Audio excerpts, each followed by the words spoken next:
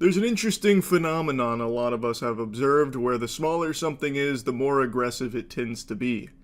At least in two cases that I can think of, like with dogs. Like, small dogs oftentimes go ballistic, like Donnie from the Wild Thornberries, and just like trying to attack bigger animals or like get really loud, like Chihuahuas are notorious for it. But we can observe that same behavior in small men. Short man syndrome. I think probably the best example of that is Bagel Boss. I know that's a deep cut at this point because it happened quite a few years ago. That's like referencing season 1 of the internet at this point with how fast things move. But I think a lot of you remember the Bagel Boss where he freaked out, it started going crazy and reckless all because he thought someone was making fun of his height.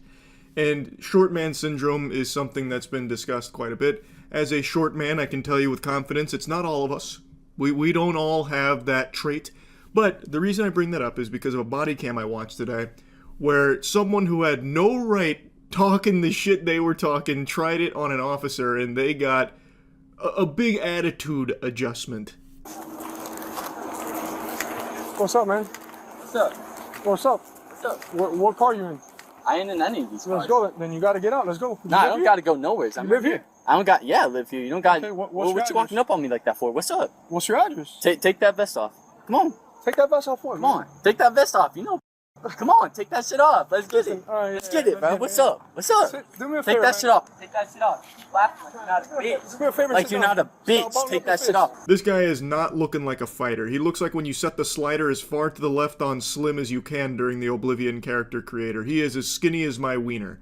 He's got the body of like 3 french fries loosely held together. He's built like a cigarette. Yet he's out here talking and immediately sounds like looking to throw hands with the officer, telling him to take the vest off, telling him, let's go, bitch. Like, he's talking reckless right now. He thought he was still on Summoner's Rift right here talking to faceless teammates in League of Legends, but it doesn't really work like that here. Come on, take that shit off. Let's get it. Where do you live? Your partner here like he's gonna do something. You ain't gonna do shit. Where do you live, man? I live right here. There ain't nothing about What's it. your address? Do something about it. Huh? How about that? Take your shit off and do something about it. I won't. Like you what? Like you want what? Honestly, the officer was pretty patient here. He's kind of treating it like a joke up till this point. He even looks at the other officer like, can you believe this shit? Because look at the difference here. The officer has like 6 inches on him maybe, and at least like 60 pounds. Like, it wouldn't be a fight. That would be a slaughter. Plus, the douchebag has a huge debuff because his TikTok broccoli hair is in his eyes. I don't even think he can clearly see the officer right now. But he's trying to put on this big song and dance for his friends that he's like some, colossal tough guy here, and it is just shameful. I ain't gonna say nothing on that camera. What are you gonna do? Take that off. What are you Take gonna it do? off and you see. Okay, Take take out and the you see. Yeah. Let me get your ID. You ain't gonna get shit. Okay. Take it off and you see.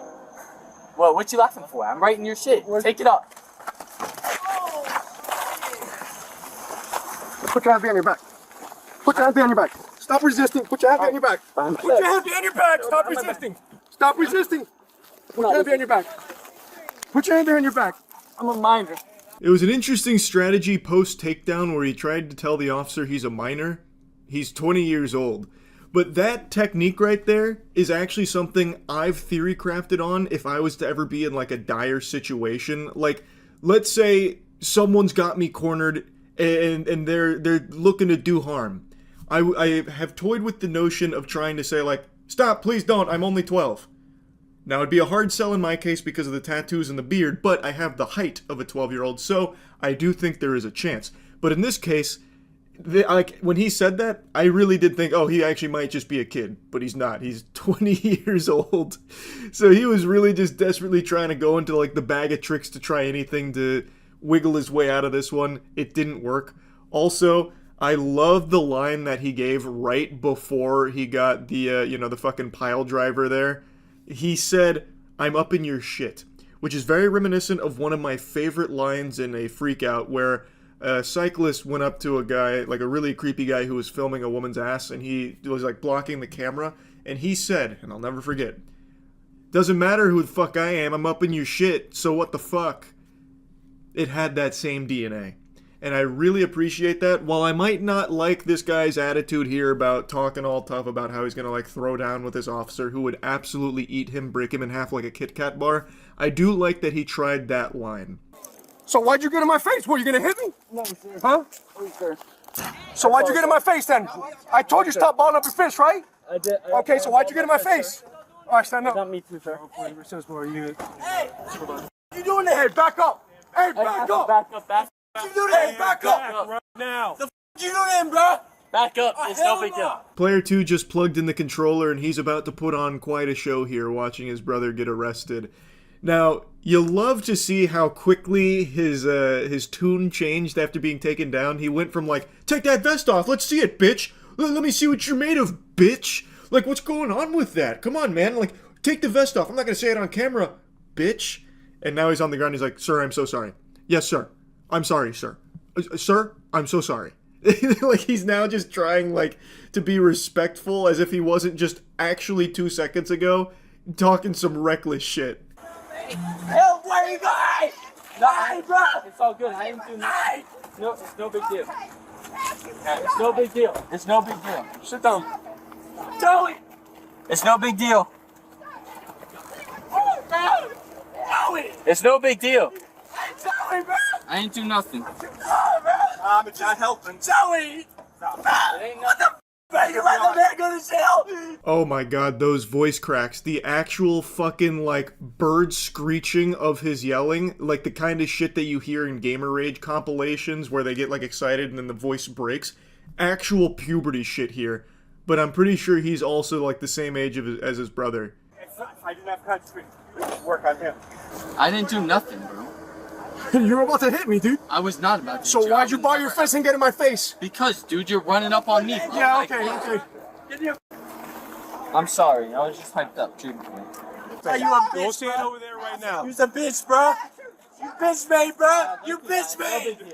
So I watched it back a couple times. The guy was balling up his fists a few times, and then right before the takedown, he does get, like, right up in that man's shit. Like, he was all up in there like he was fucking pooping the colon. So, like, he does get close. The officer may have perceived that as, like, it's about to get aggressive, so he just immediately put the kibosh on that, ragdolling this goober. I also love how the brother has almost the same attitude and the same, like, NPC dialogue lines where he just keeps calling him, like, a bitch. Like, it's incredible how similar they are. Like, they're wearing the same shirt, too, I'm almost positive. I told you several chances. I said, hey, stop balling your fist. Chill out. I apologize. All right, I accept your apology, but Seriously. we didn't have to No. take it to this level, man. I know. I'm sorry. Like- I was just hyped up. It's like 15 of you guys gonna let you punch me in the face. What do you think I am? I'll punch you back? Well, you look like you were gonna hit me. I know, and I apologize. It's really bad. All right, why'd you what's all the balling up your fist? Sorry, sir. I'm just hyped up. That's all. There's a situation going on, sir. Honestly, I apologize. He's now de-aggroed the douchebag here, so now he's all apologetic. Look, I was just hyped up, you know? I was kind of feeling myself. I'm sorry. You like walked up on me and I thought it was time to start, you know, doing some of this at you. Like, I don't know. I'm so sorry. I'm sorry. I'm sorry. I'm sorry. I'm sorry. I'm sorry. Like, that's his new, like, go-to line now. And it doesn't really help him out that much. No, just wanna you say I screwed apologize. up. Okay. Yeah, I apologize. I was acting big and tough. I f***ed up. And I got. That's for the juvenile assessment center, correct? What's going to happen is he's going to get taken down there. They're going to process him, and then Why they're gonna- juvenile? How old is he? 20. He's 20 years old. Someone over there said he was 16. If he's 20, then he's going down to county jail. That's All right. Now that he's had his whole come to Jesus moment, he just keeps profusely apologizing, like, oh, I don't know what came over me, officer. I was acting all big and tough. It's ridiculous. I feel so silly. I feel so ashamed. I'm sorry. And he keeps, like, going down that path. It doesn't stop him from getting arrested, but everything cools down between him and the officers.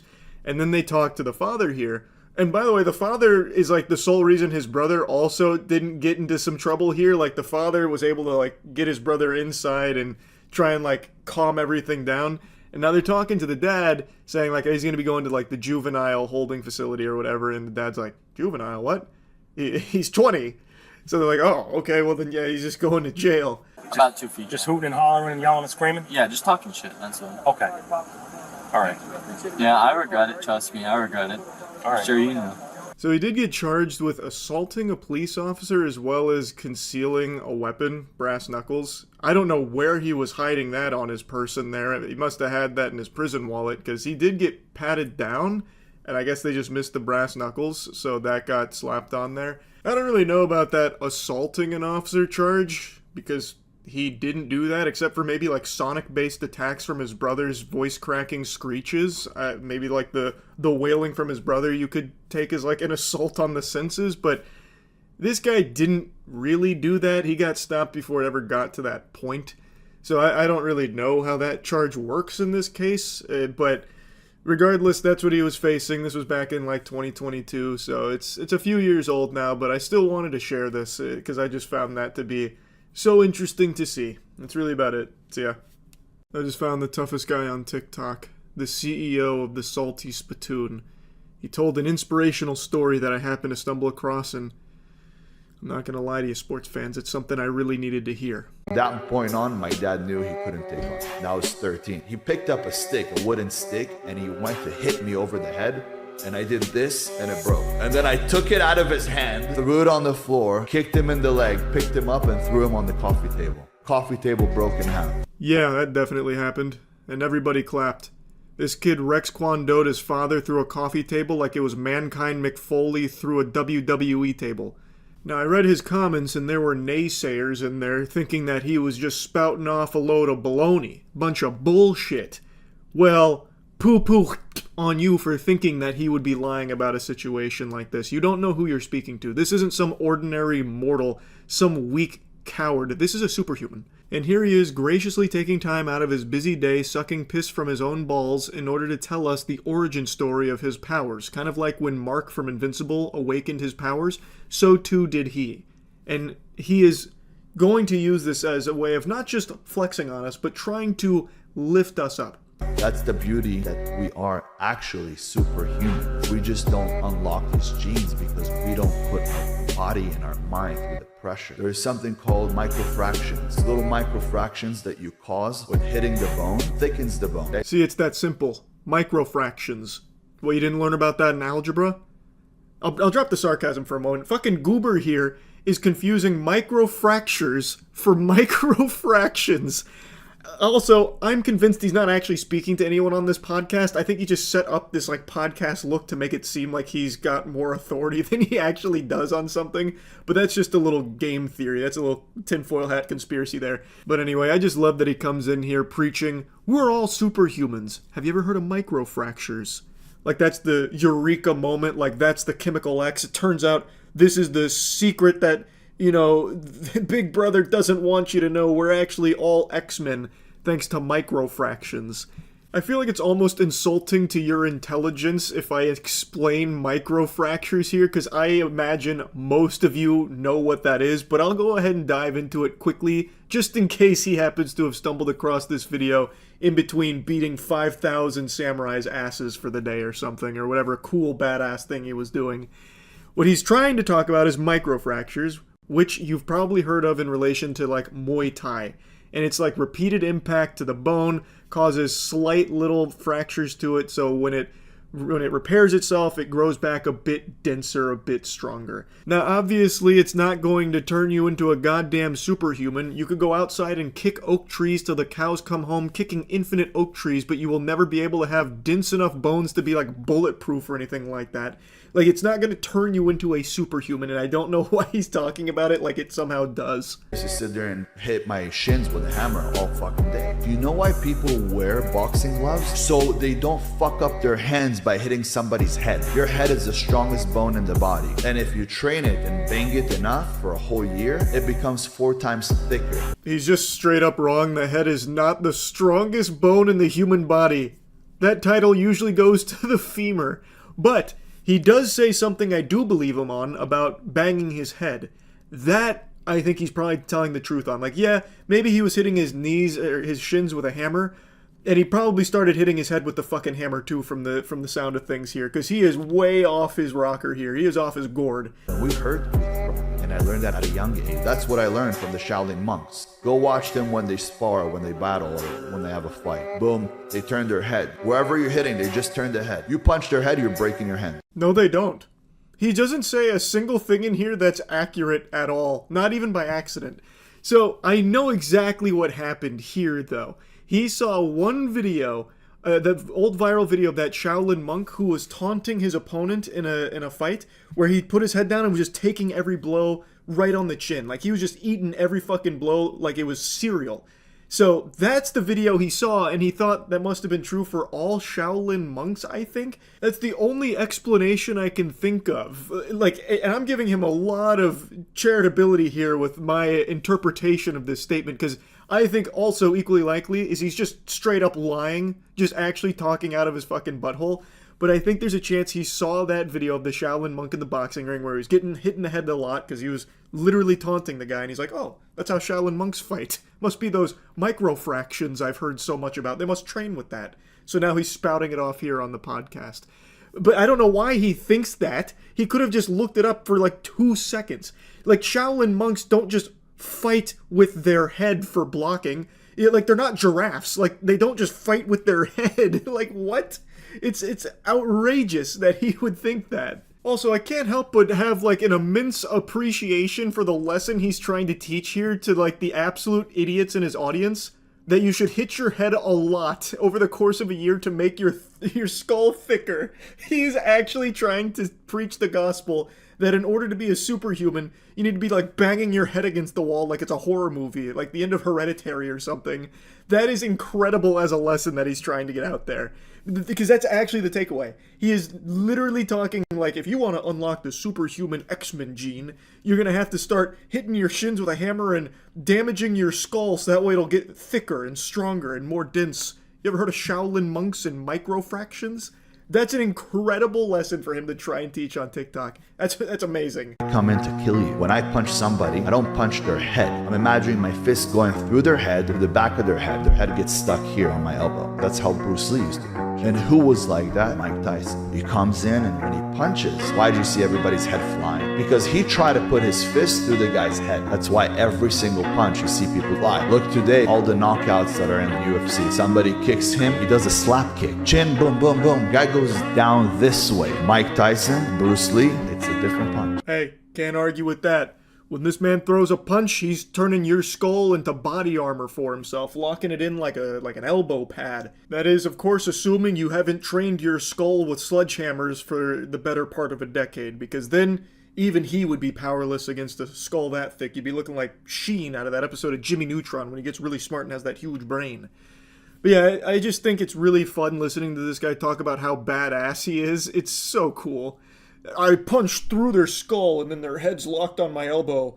I end up looking like I'm out of Mad Max. I adorn my body with decorations of viscera and body parts. It's so fucking good. Belgian horses are the biggest and the strongest horses in the world. Each one could pull 12,000 pounds. If the two of them are put together, how much weight could they pull? Together, they're pulling 24,000 right there. By math, if you do it right, they're pulling 24,000. When you put two alpha males, Belgian horses, together, they could pull 36,000 pounds. Math can never calculate the potential of an alpha.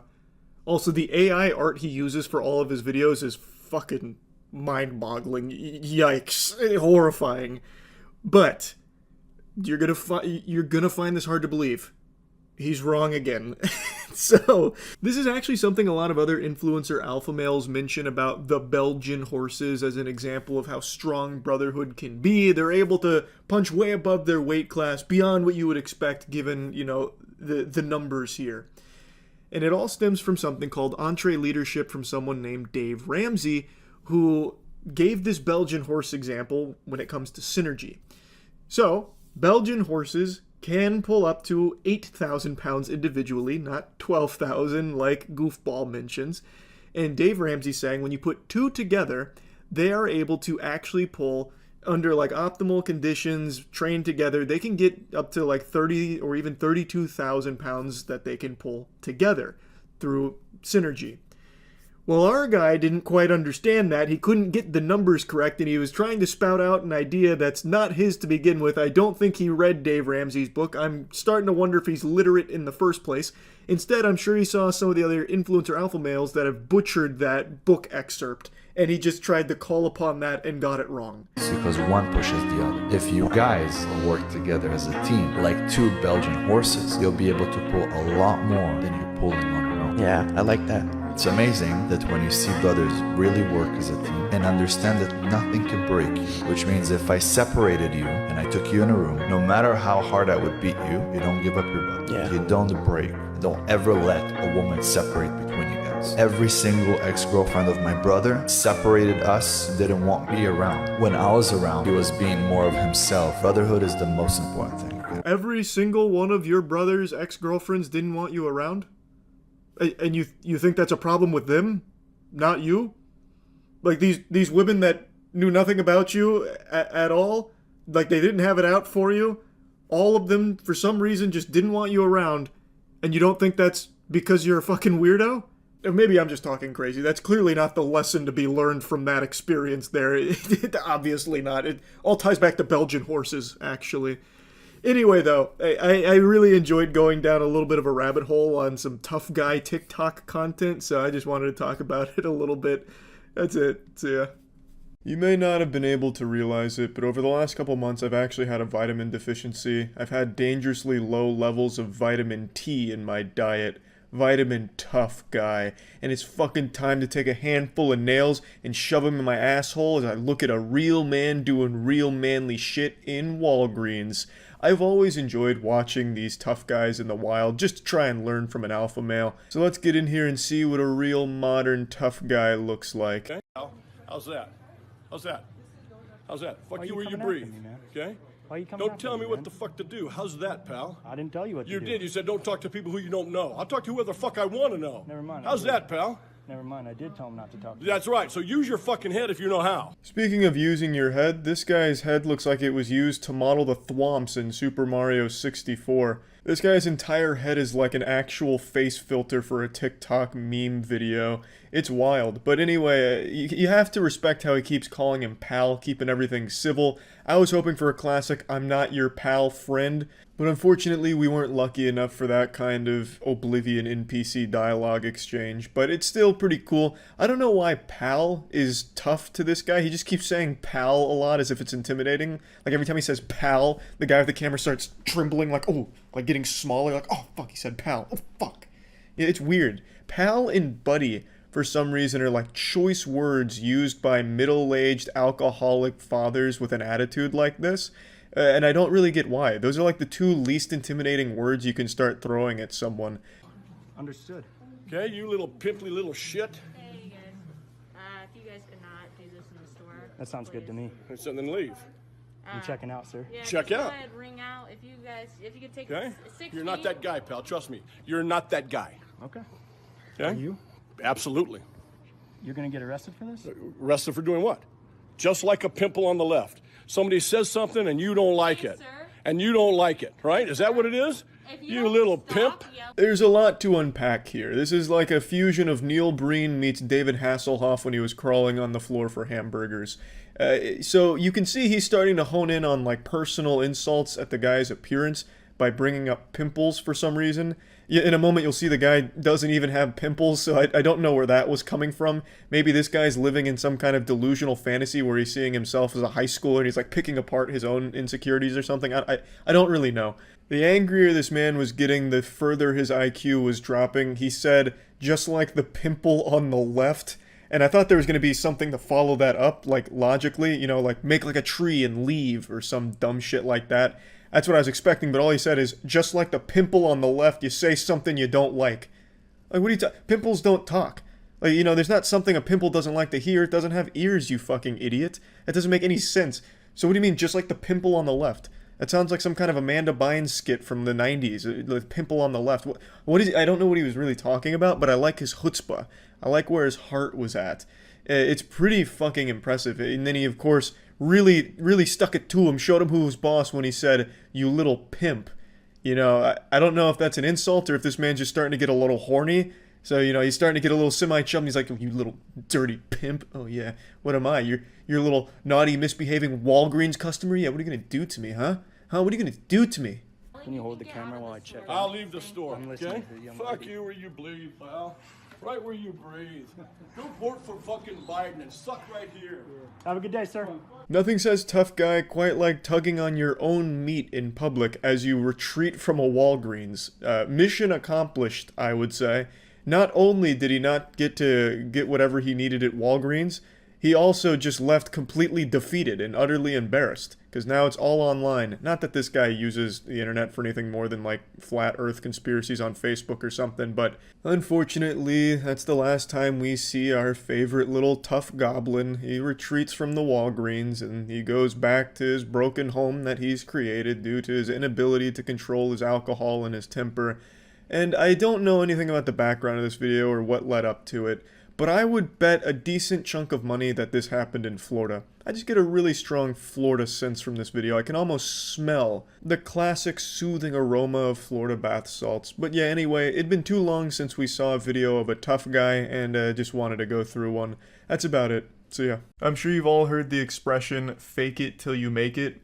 But today I want to take a look at what happens when all you do is fake it without ever making it. You end up like this loser we're about to take a look at today.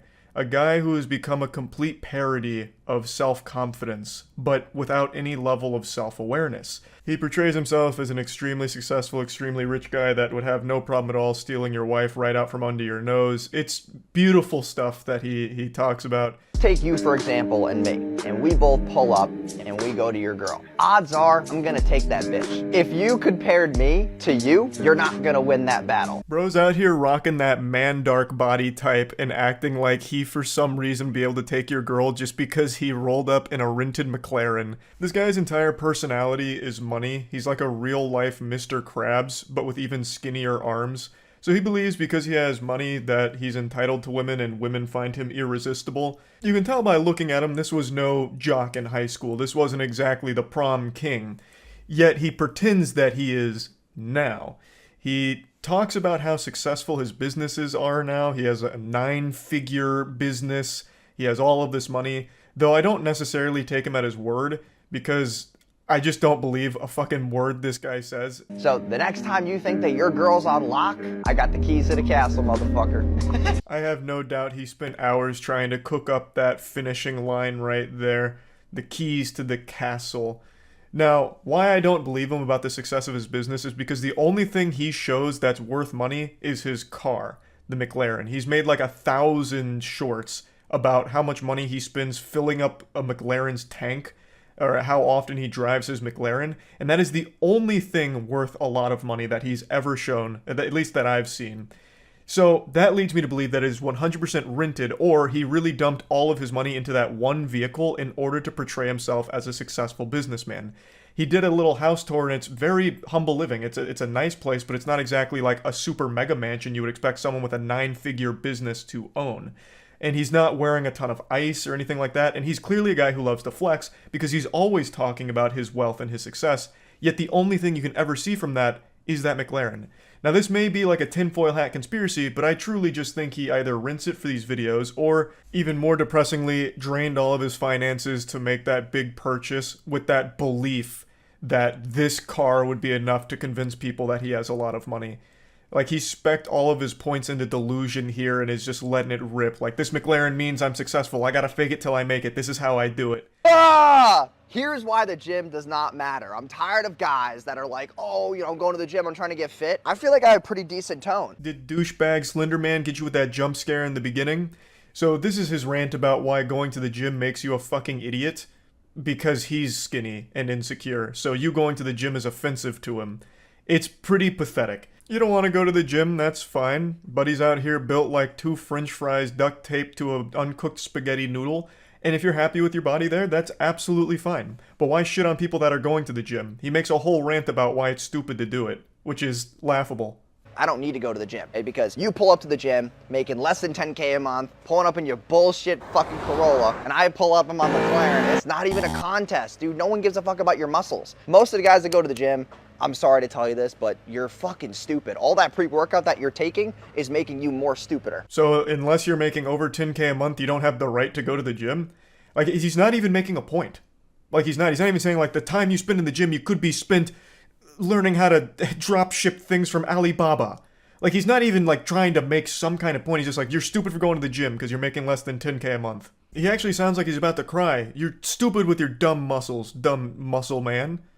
Like, what in the crazy insecurity are you going through right now to think that this was a good idea? Here's why you gotta break up with your girlfriend if you're not making 6 figures a year. Brutal honest truth is that girls need a man who can protect and provide for them. If you're not making at least 10K a month, how the fuck are you gonna protect and provide for your girl? Man's out here boofing crazy pills. You don't need to be making 10K a month in order to protect your girlfriend. You have absolutely no meat on your bones whatsoever. The only foe you're equipped to handle is if the gingerbread men from Shrek tried to attack your girl, then maybe you could fend them off. But everyone above the age of 18 and weighing more than 100 pounds, it's going to be a tough tussle. And making more than 10K a month doesn't enable you to magically protect her better. If someone's making a ruckus and you're trying to stop whatever's going on, the amount of money you have isn't going to do anything for you. You can't just be like throwing money at it like, get away from her, you scallywag. She's with me and I make more than 10K a month. Here's money. Like throwing it all over the place to get them away. Like, it just doesn't make sense. It's just pure delusion. Now, I guess, like, he's not wrong. If you make more money, you can provide more, I suppose. But what the fuck does that have to do with anything? So if you don't make 100K at least a year, break up with your girl. It's cool that she's sticking with you right now because you're trying to build yourself. But at the same time, if some guy like me comes up and gets in the way, she's gonna choose me over you because I can provide more. In this feast or famine world, women will always pick the best case scenario because they don't want to get hurt. And you being broke as fuck definitely hurts. What hurts more than being broke is being broke but pretending you're not, like this guy. It's so... I don't know if he actually believes the shit he's selling or if it's only to try and get people to, like, sign up to courses or anything like that. I'm really not sure if he actually, like, loves the smell of his own farts or if it all is an act. I couldn't tell you. Either way, it's to further the goal of making money off the back of desperate people who see this and think that this guy is actually super successful and is trying to give them the secrets to success. It's all just another guru scam, but... I find him particularly entertaining because he's doing the bare minimum. He didn't even bother to invest in his own body to look the part, so he's not in good shape. He didn't bother to even really pretend to have a lot of money aside from that McLaren that he shows from time to time. And he's just saying things that other gurus say. And I don't know if he's actually found real success. I know he has quite a bit of botted engagement that I've seen online, at least as of everything I've been able to research from it. But other than that, I don't know if anyone even believes his act. I would be surprised if they did, because he's very bad at it. Also, just to explain why there's driving underneath his video, it's because it's a TikTok thing where everyone needs perpetual stimulation, constant jingling keys, so for any video where it's talking, they play like Subway Surfers or anything engaging a game underneath to keep viewers' attention. It's pathetic. TikTok has absolutely rotted brains where people need, like, absolute activity at every single moment. They can't just listen to talking on there. So if you always wondered what dating an entrepreneur looks like, this is what the fuck it looks like. I don't cook, I don't clean, I got whiteboards all over the place. My setup's there, this is like my sanctuary. No one fucks with me here. As far as a fridge, it's pretty fucking awful. So I got beer, Happy Dads, Gatorade, oh dude, Bel Air bottle, champagne. I got these Dunkin' Donut iced coffees, and then for dinner I'll go to the pier and like have dinner. I will never fucking cook. This will never be used. I don't even know why I have a fucking mitt. And here's the look at the house I mentioned. It's clearly a cozy spot. It's a nice house. It's not a super elaborate house. This is not a mega mansion or anything like that. So if he's a super successful 9-figure guy who loves to flex everything, why would he be living in a house like this? It doesn't make any sense. That doesn't really track. I also love the whole whiteboard thing. He probably watched one video on, like, it's important to write down your goals or whatever as an entrepreneur. So he bought like 9 whiteboards and hung them all up and filled them with gibberish nonsense. I tried zooming in on the frame where it focuses on a whiteboard, but I couldn't make it out because his handwriting looks like he wrote it while he was getting hit by an earthquake. So it's completely illegible for the most part. But I'm pretty sure one of them was agility. And he had a check mark next to it, meaning he must have done, like, agility drills, I suppose. I could be reading it incorrectly, but I'm almost positive it said just agility on one of them. Maybe it's, like, RuneScape goals, and he's, like, skilling right now, so he's working on agility, and he checked it off once he got, like, a certain amount of XP. I don't know. Very goofy regardless, though. Here's just a couple of signs that your girlfriend might be cheating. Number one is she's not texting you as readily as you've used to. Easiest way to tell if your girl is cheating is, did she ever find that you bought this guy's course? If she did, she's absolutely cheating. No doubt. And you deserve it. Why the fuck would you buy a course from a guy like this? It's so embarrassing. Like, he actually just went to, like, WikiHow and just started copying articles on, like, how to tell if your girl is cheating. 7 life hacks for that. And then he just starts regurgitating them here. But anyway, I could go on and on. There's so many embarrassing shorts he's made, but there's no reason to just keep going over it. I just wanted to showcase some of his better ones here and talk about it a little bit. That's about it. See ya. This morning I hit my foot on the stairs and it hurt quite a bit. It was like that episode in SpongeBob where he stubs his toe and only cried for 20 minutes. It made me feel like shit. It made me feel like a pussy. And it made me want to be a stronger, tougher guy. So I figured, let's watch some tough guy videos in order to get inspired and see how it's done and what it really looks like to be a tough guy. Pretend to take a photo because you're a big pussy. I'm gonna kick your ass up here. Okay, do it. Come on.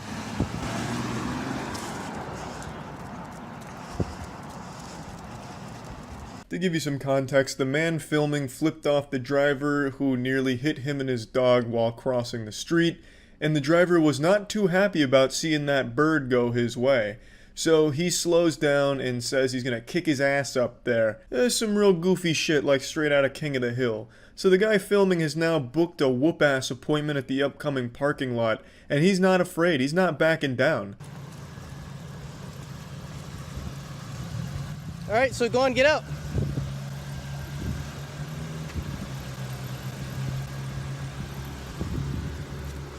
Why'd you threaten me back there? I have it on video of you saying you're going to get out and kick my ass. Well, you just threatened me. Hey, what the fuck is this? Some kind of magic trick? They made the tough guy from behind the wheel disappear, and now we're just left with this scared volleyball coach talking about being threatened. This can't be the same guy that was talking about beating dick and beating ass from a moment ago, right? Must have switched out or something like that. This guy is just the quintessential peaked in high school loser. He's got a beer belly now, 2 kids that don't respect him, his wife feels trapped with him, so she's probably getting experimental with the neighbor, just trying to think of a way out of the marriage. He just does not seem like a happy guy. With what? You flipped me off, and I got it on camera. Oh yeah, I flipped you off because you didn't stop for a pedestrian. Who's a pedestrian? Me and my dog. You weren't there. Oh yeah, we were. No, you weren't. Okay, well then I flipped you off for no reason for my First Amendment right. So go fuck yourself. First Amendment. Okay. Yeah. You can threaten me with the go fuck yourself. Threaten? Are you threatened by freedom of speech, sir? Well, you're shaking. You should go fuck You're yourself. shaking like a leaf. Now it's turned into a Twitter argument here out of nowhere. So this guy was talking so fucking tough from behind the wheel of his car, he's like, you know what, I'm gonna kick your ass over there at the middle school parking lot. It's going down.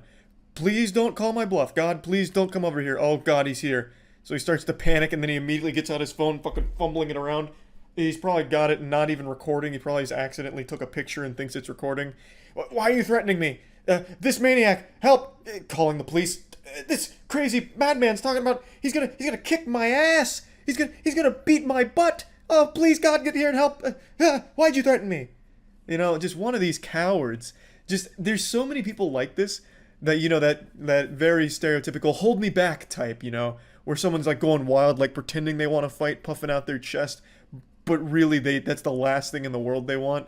That's exactly what this guy tried, but he tried it with the wrong guy. This guy was about that action. He's got his dog with him, and he was probably just going to go over there and beat his ass with one hand. Yeah, I am, because you threatened to beat my ass. Well, you can cry. And this is going on Facebook. Okay, cry. Have you heard of Bellingham Living? Yep. Yeah, you're going all over it. Well, I didn't do anything wrong. Oh, what did you say you were going to come do? I didn't say anything. Oh, it's on video. Well, you look at you. Yeah, because you threatened to beat my Your ass. dog isn't like you. And that's the conclusion of this David vs. Goliath match. He never even got out of the car. So the fight that he tried to start, he didn't even show up to. And I have no doubt he drove away thinking that he was the winner and the big man. Which is real fucking sad. Now let's go ahead and go to a classic. I'm sure most of you have seen this video, but this one's such a classic and I really was feeling like watching some tough guy shit. So let's go ahead and watch one of the internet's finest tough guy moments. You tried to rear-end me and my fucking wife, bitch! Look what you did to my fucking car! I hope you have insurance, motherfucker! Get the fuck out of your truck! I'm gonna beat your fucking ass! Get the fuck out, bitch! Get the fuck out, you pussy! This road rage incident really has everything you could want. A protagonist you can't help but root for as he just silently stone-faced stares ahead, ignoring the goofball outside of his window doing an interpretive dance and losing his mind. It's just a wonderful video. Fuck out of your truck! Get the fuck out, you pussy ass bitch! Let's go! Get out! Get out of your truck! Get out of your truck so I can beat your fucking ass! I will say, his negotiating skills need work. You know, maybe get out of the truck so I can give you candy or something, you know? Like, really try and entice him out of there. Lure him out like an animal. Set little breadcrumbs or something that he might open the door and, you know, get up, you know? He's not even really trying to persuade him to leave. Right now, his only bargaining chip is get out of the truck so I can beat your ass. Who's gonna really want to take that deal? And they can just sit there and laugh at you. I also really appreciate the music in this clip because I think it really adds to the ambiance. The boner jams really add an extra layer of beauty to the video. Wanna go? Come on! Let's go! Let's go! Take a fucking video! Take a fucking video, cunt! You fucking whore, bitch cunt! Let's go! Come on! Tough guy thought he was on Xbox Live there for a second. Get out, bitch! Get out of your fucking truck!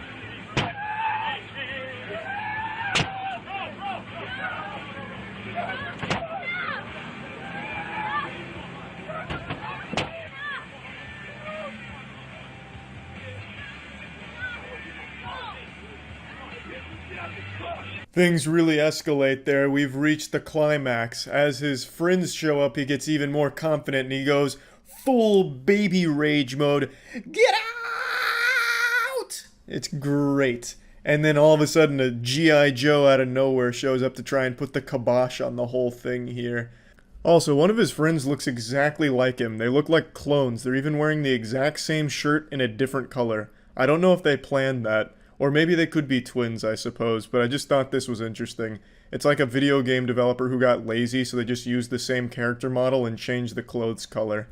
Yeah, it's pretty much where that one ends. I really was expecting him to start crying after the huge meltdown moment, but I don't think he ever did get any tears out. He probably did cry on the drive home, I imagine. He really just let it all out because the emotions were just overwhelming. But it would have been nice to see him cry on camera.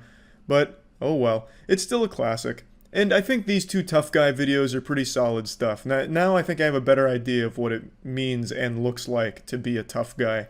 That's about it. So yeah. It's been a long time coming, but we're finally reaching the point where annoying, destructive pranksters are getting arrested more and more frequently. It is glorious. I'm going to talk about someone that I know none of you have ever heard of. His name is Tommy Tough Knuckles.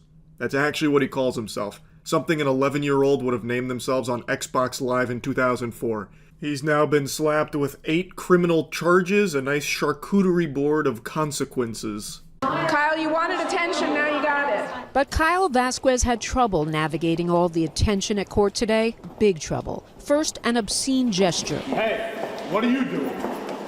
What? We're not doing that. Yep, he's handling it exactly how you'd expect someone like him to. Like a bitch. I'll get into what landed him here in this pickle in a moment. What did they finally get on the infamous Tommy Tough Knuckles, the biggest, baddest guy on the playground? It is pathetic. This guy is a super loser. I still can't even believe he willingly chose to call himself Tommy Tough Knuckles at 21 years old. His name is Kyle. He made a conscious decision to go by Tommy Tough Knuckles like it's his fucking fursona or something, while looking like this.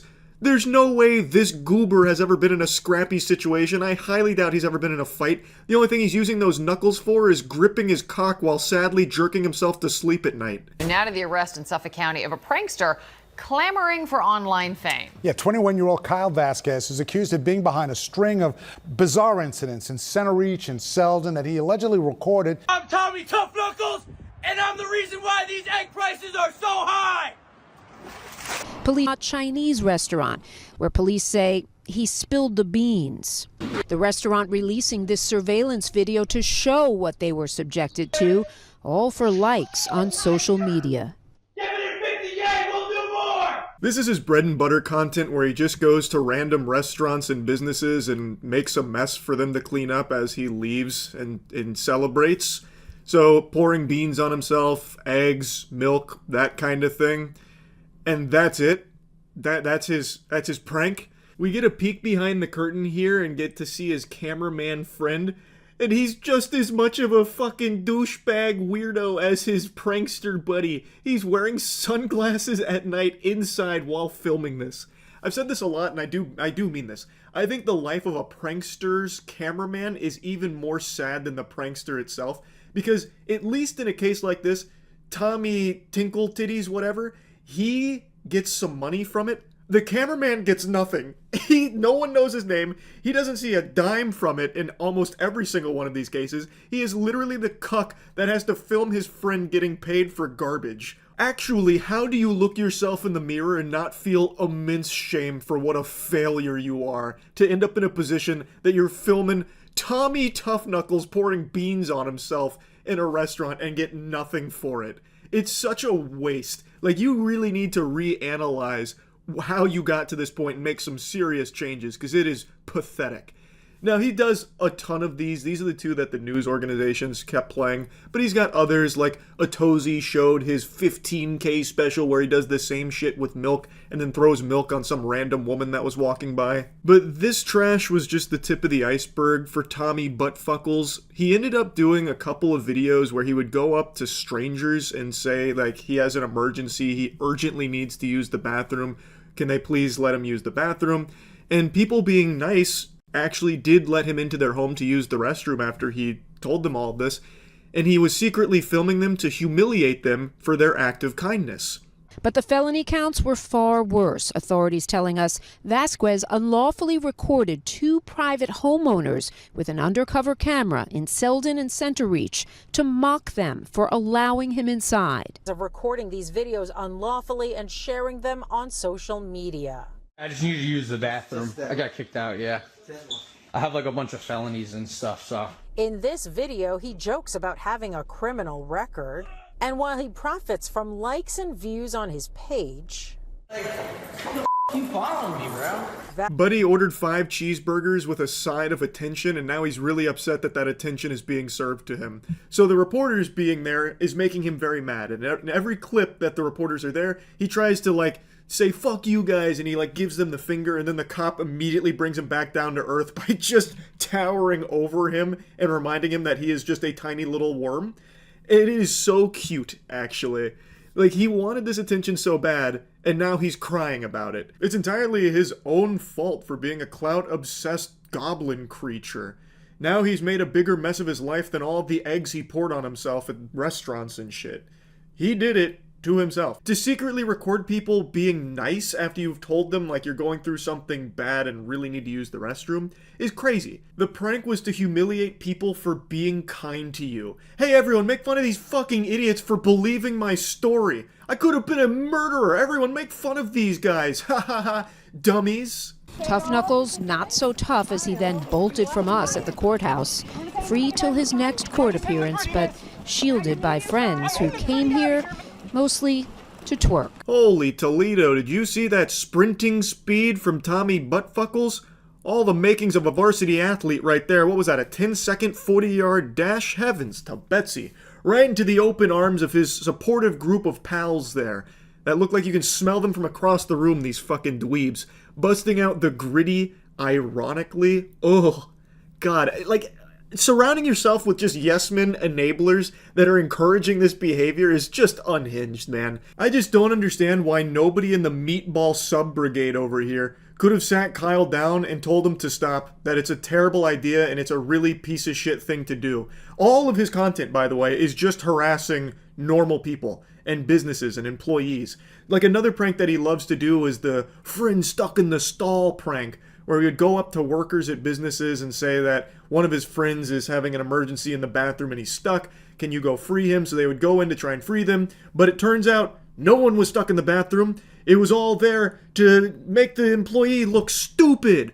There was no one stuck in the bathroom. There was a friend in the other stall saying, "What are you doing? This is crazy. I'm going to sue you. Why are you coming in on the bathroom while I'm doing my business?" That kind of thing. Just all of his content is just harassing other people. And now the second that news is there saying like, hey Tommy, you got the attention you want, how is it feeling? He has the gall to start getting an attitude about it. He even launched a GoFundMe for his legal defense. Keep the laughs coming.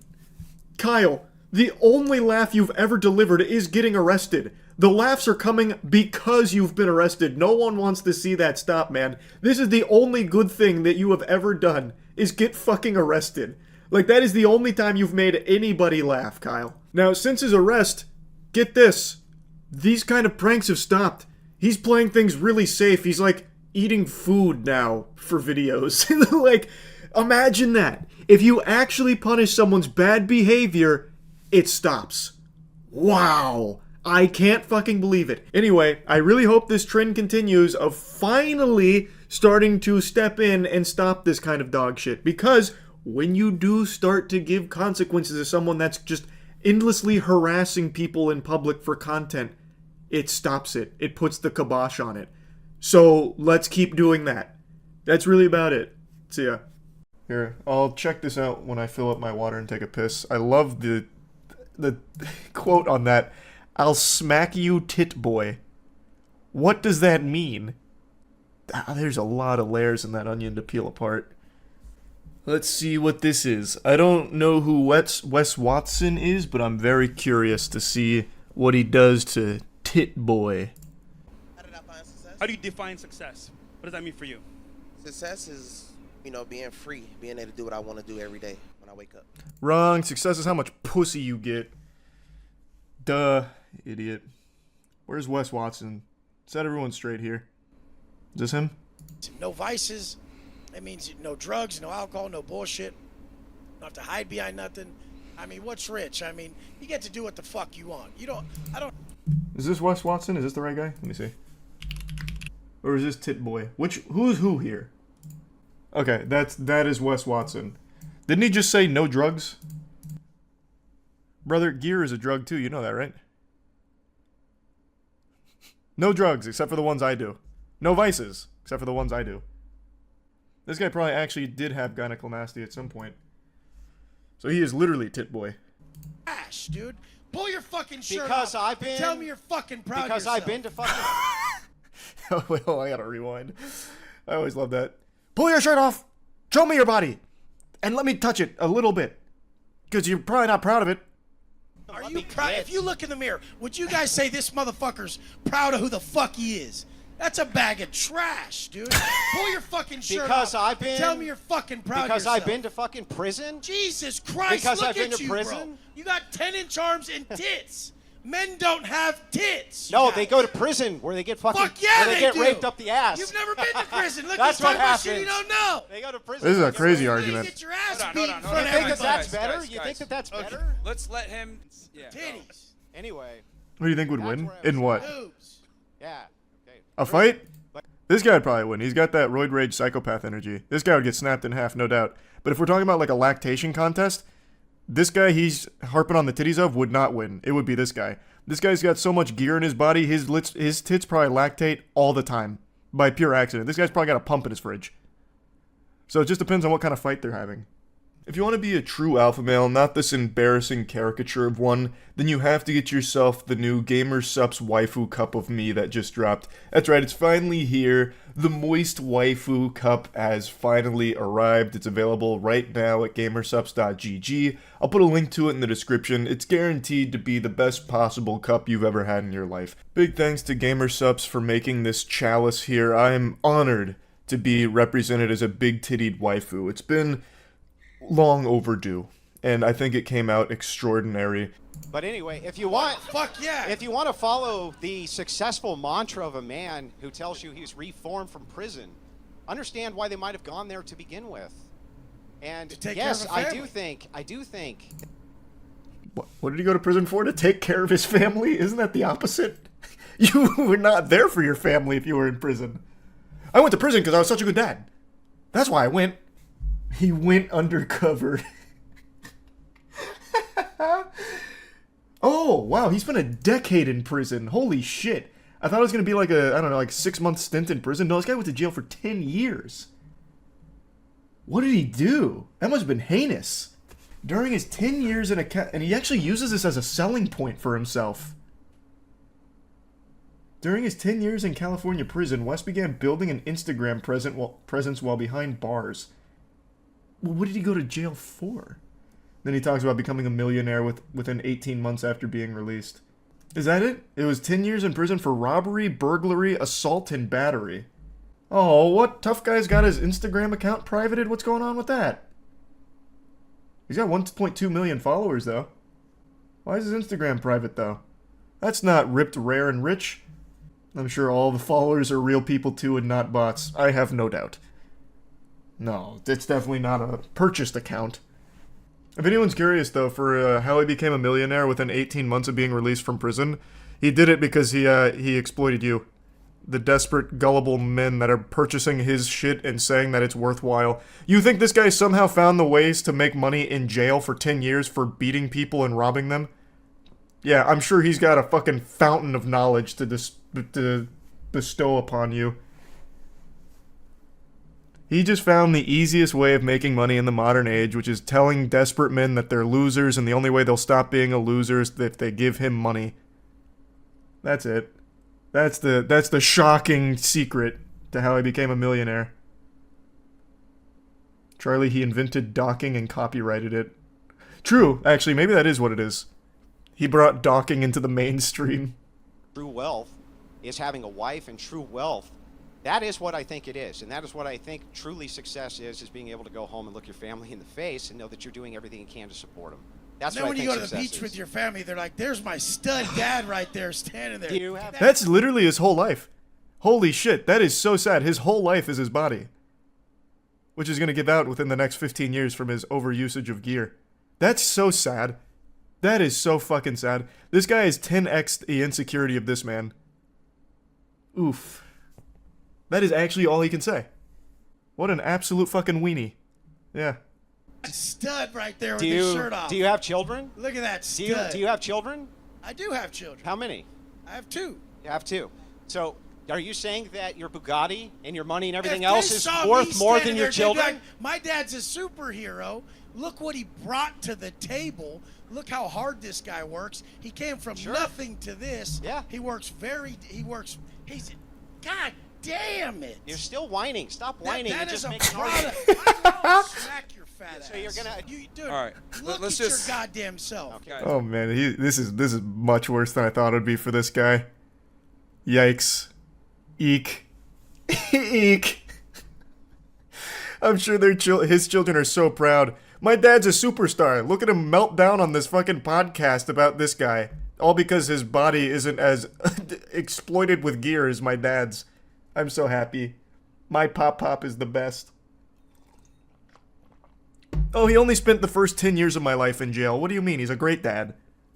This is not what men look like. Let's let him What do they finish look his like? point. Fucking shit. What do they look like? Bald prisoners? Is that what they look like? This is the problem in society. If you're like this, think they could talk to someone like me like that. You started it, goofball. Oh my god, he's getting. This is why he privated his Instagram account now. I see.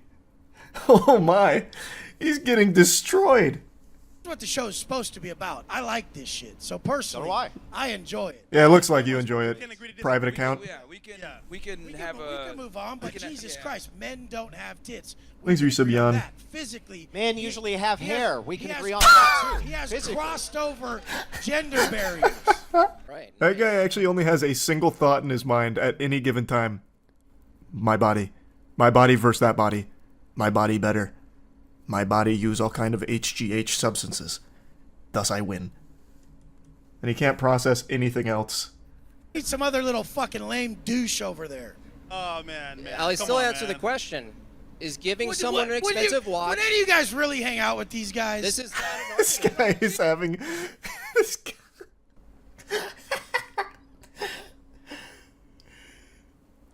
This guy's fucking awesome. What an effective clown. I've never heard of Wes Watson before. I need to look more into this. Master your mind and body. Meanwhile, this guy just throws a temper tantrum like a child who can only say one thing, like, your body's yucky. I went to jail for 10 years, so what? Would you hang out with these guys? Oh, this is cute. on his website, he had a little bit of hair. Oh, so here we go. He used to be a marijuana dealer. And it looks like he was sentenced to jail for what Chatter mentioned earlier with like the robbery, assault, burglary, whatever, all of that. But he used to be a dealer. So I'm guessing... I still haven't seen exactly what the case was. But I'm guessing it was something about like a deal gone bad, maybe? I don't really know. I thought so. Okay. So the... This is so crazy. I think this is right. So, the person he's currently dating is the woman who had that very viral plane meltdown and then got offered a porn deal. So, his current girlfriend is this lady, I'm pretty sure. At least according to the articles that I was coming up and reading about this lady. I did nothing wrong. No, you shut the up. You shut the up and your bitch. You shut the... Film me. I'm Instagram famous, you bum. Shut the up. It's crazy. That's a perfect match. That is a perfect match. Two insufferable people dating each other. You couldn't script that any better. Did she take the porn deal too? That would be the cherry on top of the Wes Watson shit cake. This is so interesting. Hold on, one more thing I want to look up that I saw pop up briefly when looking into Wes Watson. Just, sorry. And then we'll get back to him screaming about whatever the fuck he's melting down about, shaking his fist at the clouds. Your body isn't as ripped as mine, clouds. You have no right here. Okay. So what I saw come up is that he also has a podcast, but that doesn't seem correct. It looks like he was a guest on a podcast, and it was called How to Date a Bad Bitch. And it's him talking about dating that plane lady that was melting down. Alright, sorry, I stopped looking up shit on the side here for side quests. Let's see what else he has to say. Jesus Christ. They're skilled at some things. Whoever fucking said that. Hang on, that bass guy right there just said, hell yes, shut up. That's fucking hilarious. You're awesome. Different guys on the panel. This is why most people don't invite me places. Guys. Different guys on the panel. That's so sad. No. Have different skills. Yeah, that is so sad. Why would you say that? This is why I don't have any friends.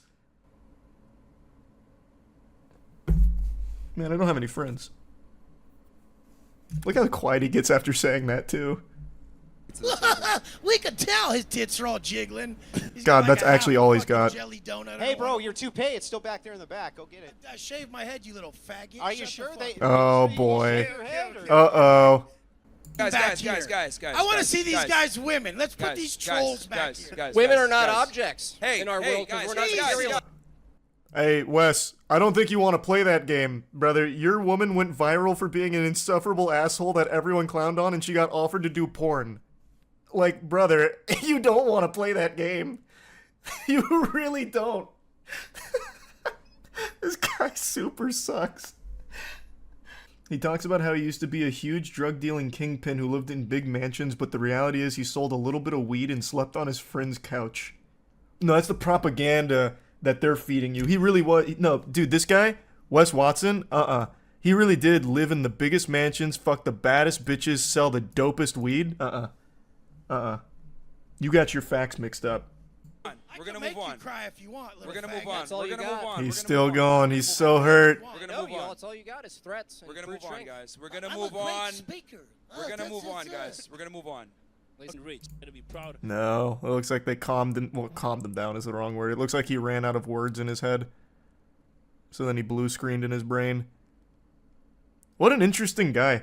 He's like if you tried to have someone do their best to be Dan Bilzerian, but without the actual money. Just taking like core personality traits and rolling them up into one guy who's battling his inner demons of insecurity. He's trying so fucking hard to put on the persona. He's more like a D-list Liver King. Liver King tries to be like wholesome. Like Liver King, he's just a scammer. This guy is both a scammer and an insufferable asshole who projects his insecurities onto every single living being with a pulse, it seems. And then privates his Instagram account when people tell him that he's a loser. That was interesting. That did lead to a new discovery here of the Wes Watson rabbit hole. I looked more into his arrest. He basically got arrested for beating up and robbing a low-level weed dealer at a random motel. Brother, that's not what happened. I don't know what kind of fucking woke news sources you're reading. Wes Watson, he marched out into Gotham by himself and took on Penguin's entire gang. upturned that bitch, and stole all their product, and eventually Commissioner Gordon had him thrown behind bars. That's what happened. And he did it for his family. That was pretty cool. That was pretty fucking awesome. What do you know about Gary Peacock? Part-time biker, full-time clown. I have been giggling hard at the special silliness of Gary Peacock. So I just stumbled across this saga of Gary versus Pierce. So what happened is, Gary Peacock is a cyclist, and he's chugging along down the road, getting some cardio in, and a young man named Pierce is going to a skate park, and he passes Gary. But it was a little too close for comfort in Gary's mind. So he was enraged. Gary did what any sane man would do. He hunted him down. He stayed on his ass like a hound dog. He smelt blood in the water, so he started really kicking it into turbo and went following Pierce, and eventually when Pierce parked, Gary came up to the window, got really aggressive with him, started berating him, even yanked on his door a lot. It was like the fucking scene out of Jurassic Park with the T-Rex. And it leads to Gary calling the police. And things don't go the way Gary thought they would when the police arrive at the scene, I'll tell you that much. I don't want to spoil anything. Yes, sir? Did you see me? Pulled off to the side, I did. I have it on dash cam. Good. You see how close you came to me? You know what the law is? I did not. It's 3 feet, asshole. I was. No, you weren't. Say it. Don't spray it, Gary. Man is so upset. He is spitting like an alpaca here. Every word that he gets out is like, he's like ventured to rock bottom from SpongeBob. Did you see me? Asshole? Man's blowing raspberries with his speech. Okay. You want to check your dash cam? Go Yeah, ahead and I have check a it. dash cam. Check it. What's your name? Last name. You don't need that. What's your last name? You don't need my last name. I don't got need your an license ID. plate. Perfect. Okay, I'm gonna call the police then. Why? I have it on dash cam. You're Fine. weird. This was a dangerous move from Pierce here to call the Gary Peacock weird. The enforcer of justice. The man whom even the Lord is a little afraid of. So, Gary Peacock is puffing out his chest here. He is literally peacocking here, trying to fucking flex his meat out here, demanding that this guy identify himself to Gary as if he has any ground to stand on there. Nothing happened. If you boil down this situation, it is literally a nothing burger. You're fighting ghosts. You're having a fantasy in your head that's making you upset. You're right to get mad if he was too close. You could shake your fist and be like, oh, pay more attention. That was scary. But at the end of the day, you wipe the sweat from your brow saying, whew, close call. At least I didn't get hit. Then you pull up your big boy britches and you move on like a grown-up. The only thing that can come from this level of road rage, this outrageous level of anger where it has you going out of your way to hunt down the person to confront them directly, is either you get your ass beat or worse, or it escalates the situation to a degree where you can't come back from it and you end up making a fool of yourself, calling the cops, and getting yourself in trouble. There is no good outcomes from road rage like this, and it's a lesson Gary learns the hard way. Fine. I'm gonna go skate. No, you're not. Yes, You're I staying- am. No, you're not. You're not. You're not going anywhere until the police come. Dude, stop. No, you're a fucking... Dude, literally stop. No, I'm calling the police and you're not leaving. You're not leaving. You're not leaving. Bro's got his fucking hands on me and stuff. Yeah, guy Why? won't leave because of the police. Look at this dude. I still can't get over how perfect Gary looks for this role. Like, he looks like someone that you would envision, like picture in your head, if you were told that a cyclist was freaking out over nothing at a skate park. Like, he looks like if you tried to draw some kind of quintessential creepy PE coach. So Gary's taking matters into his own hands now, ripping at the guy's door, trying to prevent him from leaving, putting his hands on him to stop him from moving. All because Gary believes that he was going to flee the scene like it was fucking Need for Speed. He was just going to burn rubber and get out of there for fear of the repercussions that Gary could bring, the unholy hellfire that he would rain down. Even though dude wasn't even trying to leave, he was trying to skate. You know, the activity he came there to do. So he wasn't even leaving the scene. Not that there's even a scene here in the first place, just the scene that Gary's making with the conniption that he's having. He was going 10 feet away to skate, which is what he planned to do, man. He wasn't running away. What are you doing? Why are you so cranky? I'm calling the police. That's Dude, all. why are you so cranky? No, you're not going anywhere. Oh my god. You're not going anywhere. I don't want to be aggressive with you, dude. You already are. You pushed into me. I asked you to wait. You didn't wait. Push into You did. you. How'd you get out of the car? You yanked me out Yeah, the door. I've got a very aggressive teenager here that almost hit me in the car, and now he won't give me his last name, and now he's trying to leave. Gene, and he's recording me because he's a jerk. Watch your fucking mouth, Gary. Calling a guy a jerk? You're going a little too far, man. You're rampaging. You're being rambunctious, and you need to calm down. You're gonna say some things you're gonna regret, Gary, if you keep calling people jerks. Mm-hmm. And I want you to come and give this guy a ticket. I'd be willing to testify in court against this guy. He came way too close to me. Huh? He did not hit me. There's a law in Utah that says you have to stay 3 feet from a cyclist.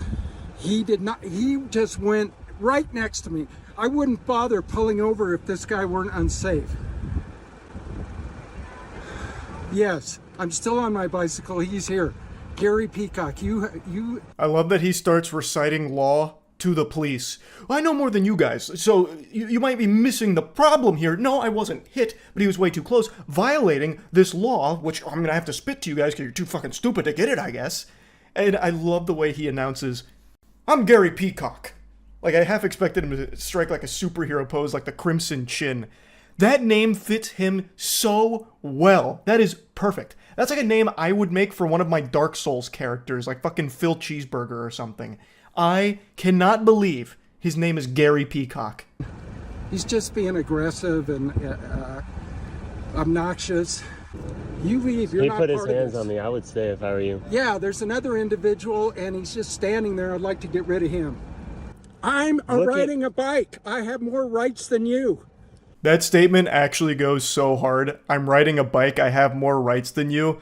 That shit is like t-shirt level. That is actually fucking hard. Love that. So one of Pierce's friends who he was going to skate there with shows up just to kind of be a witness to this madness. Gary does keep putting his hands on Pierce, so it was good to have a third party just to be sure, you know, make sure things stay civil. And Gary's not too happy about that. He's just standing here. He's standing there, but I don't feel safe with both of them here. Friend, he's gonna stay. He's staying because these two are trying to intimidate me. This guy tried to leave, this guy came, and he's trying to intimidate me. He's just standing there menacingly. Gary is deeply insecure, I suppose, with this. There's two of them. They must be trying to fucking intimidate me. That's the only explanation. Help! Help! Help! There's two people here and they're looking at me. They're looking at me! Help! Like, there is nothing that's happened. Keep in mind, nothing has happened except for Gary putting his hands on Pierce. That's it. And Pierce isn't the one freaking out. Are you separate sides of the parties? Yes. Okay, if you'll stand over there by those I'm cars. a complaining party. Fantastic. Can I tell you what happened? Fantastic. Will you go stand over there for a second? Yeah. I appreciate it. Don't let him leave. He tried to leave already. Sir, I'm right here. Thank you.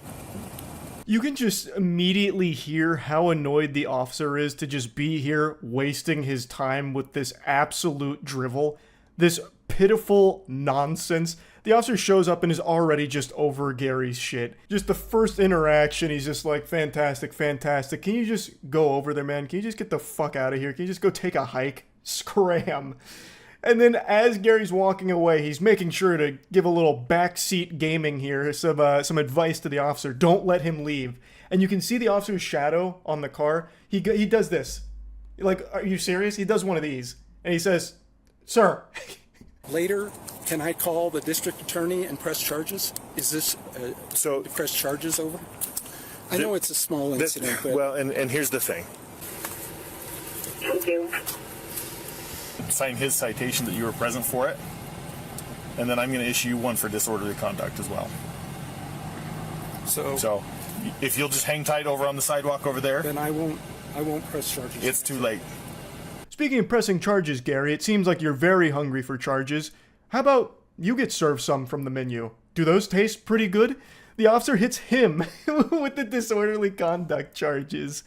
So, I cut out quite a bit here, but Gary insists that Pierce's life gets fucked for this, even though nothing has happened, even though Gary himself admits that it's a small incident, but he wants to salt the earth with it.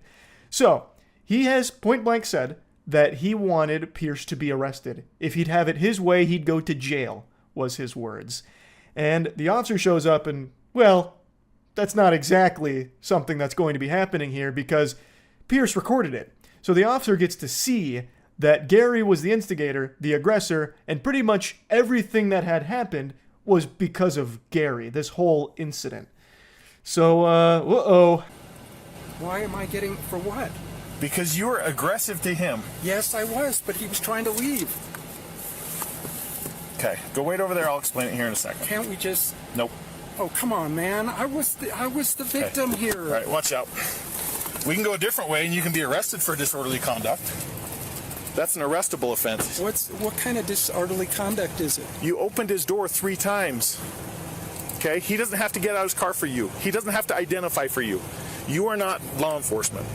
You're right, officer. He's something more than law enforcement. He outranks you. This is Gary fucking Peacock, super cyclist. My voice cracked even saying his name because I'm not worthy. His name commands too much power and too much respect, damn it.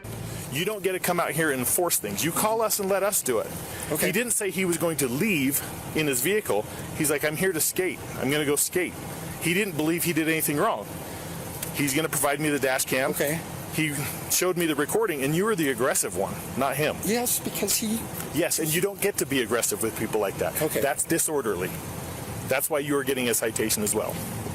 Why is it too late? What does it mean? What does it mean, disorderly? Do I have to go to court for this? You're kidding me. Yeah. You were adamant that this, and you were the one causing the stir here. What if I apologize? It's too late. I've already seen the evidence. I am obligated. Oh, come on, man. Okay. Whoa, whoa, whoa, whoa. Let's not be too hasty here. A sorry from Gary Peacock? That's worth more than gold. Let's not get carried away. So you can see that the tables have turned. The shoe's on the other foot now. And it is just so satisfying. It's impossible not to smile watching his tough guy act fall to pieces. That bravado that he marched up there with, thinking that he was in the right and the Pierce was an aggressive asshole, this and that, when really, it turns out he was the aggressive asshole the whole time, and now his behaviors got him in some hot water with this citation of disorderly conduct. Now, it is worth mentioning, Pierce was also issued a citation for passing too close to a biker, but that was dropped. So that seems like something the officer did just to try and like get this, moved on. That didn't stick. However, the disorderly conduct one, well, that one kind of did. Gary Peacock was forced to give like a little half-assed apology. I think he also got fined. I'm not exactly sure. I saw 2 conflicting reports on that. But regardless of what the actual outcome is there, just watching this was a joy. So I had to share this. It had me giggling. That's the story of Gary Peacock. That's about it. See ya. AI is threatening to take all of our jobs, and it seems like nobody is doing anything about it. But today, that ends. If I can make fake AI apps and get them on the App Store where people think they're getting free labor from a soulless machine, when in reality they're getting free labor from a soulless YouTuber, then I can do the unthinkable. I can steal AI's job. And I bet I can do it better too. This was a journey that would take me several months and cost me a lot of money, only to find that I was the one who felt like I was talking to robots. The 2 apps I want to create are both parodies of the most popular types of AI apps. You've got chat apps like ChatGPT. You ask it a question, it gives you an answer. Where did it come up with this answer? Is this answer true? None of your beeswax. In my version of this app, users will just be talking to me. My app will be superior because I know lots of fun and interesting stuff and cool stuff, and I'm also very fun to chat with. For the second app, we're gonna turn up the heat a little bit and do an image generation app like Midjourney or DALL-E. You give it a prompt and it's been trained off of thousands of images from thousands of unconsenting artists to give you a photorealistic image. In my version of this app, users will type out a prompt and then I will draw it? I don't know yet. Maybe if it's something I have laying around, I can just take a picture of it. My app will be superior because what's more photorealistic than a real photo? I'm excited to find out just how creative people will be with their prompts. Now, unfortunately, I'm not an app developer. Yes, I did go to an engineering school for a degree in computational media. Yes, I did learn how to code. And yes, I was also a Viner at the time and thought I was gonna do that for the rest of my life. So yes, I did forget everything I learned the second I graduated. So if I wanted to get these apps made, I was going to need some help. I tweeted out asking for help developing an app, and that's how I met True. True's a super talented software designer. She's worked for companies like Discord, and now she was working for me. For the next few weeks, I coordinated with True while she worked diligently to perfect these two apps. And in the meantime, I've got to come up with a name and description for each app to go on the App Store. Okay, for the chatbot, I'm thinking I want to name it something as close to ChatGPT as possible. That way people immediately understand what it's supposed to be. So instead of ChatGPT, maybe something like Chat DNE, like Danny. Chat DNE. Okay, description time. Okay, what's a good way for me to say this app is basically ChatGPT, but way better? Here at DNE Enterprises, we pride ourselves on the accuracy of our product descriptions. Instead of referring to our app as an AI app, which would be a lie, we refer to our technology, as the DNE intelligence, which has been training for decades to answer unlimited questions quickly and with great precision. We use phrases like human-like responses. I've been complimented on that before, actually. I've been told my responses are extremely human-like. And that's no different with our photo generation app, Doodle DNE, which sends you photorealistic images in minutes. How many minutes? We also include disclaimers that humans review every prompt sent to us. That way weirdos aren't sending me stuff that they wouldn't send to another human being. In order to actually get people to download these apps, I was gonna need to advertise them online. So I made a fake Instagram profile to look like some kind of technology startup. Okay, so we need a profile picture. I guess my company needs some kind of logo. Maybe I can just make that in Photoshop real quick. Let's see, what's ChatGPT's logo look like? Okay, so ChatGPT's got like an interesting geometric shape. OpenAI, which makes ChatGPT, okay, the same interesting geometric shape. What about like Midjourney? Okay, there's just a little sailboat. Dolly logo.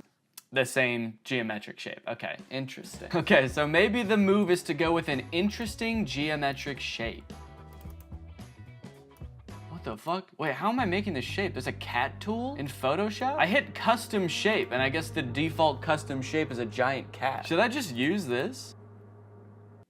Let's go, dude. That actually, okay, that looks sick. Now I've created a series of screenshots from the chat app that I'm gonna post on here, and then I'm gonna promote them to try to reach as many people as possible. Help me ask my crush out, to which ChatDNE responds, for sure. Maybe try something like this. I'd love to take you out to dinner sometime this weekend. I have connections at Nobu and can get us in. My treat. I can also help you get in touch with management at Nobu if you want, let me know. Can you get me in touch with the Jonas Brothers? Sure. After doing some digging, I found their manager's email address. What would you like to ask them? And then this one where a user is asking ChatDNE to design a website for them and giving it feedback on the website. All in all, I want ChatDNE to come across as like such a state-of-the-art intelligence that can do stuff no other apps can do. Almost comically intelligent.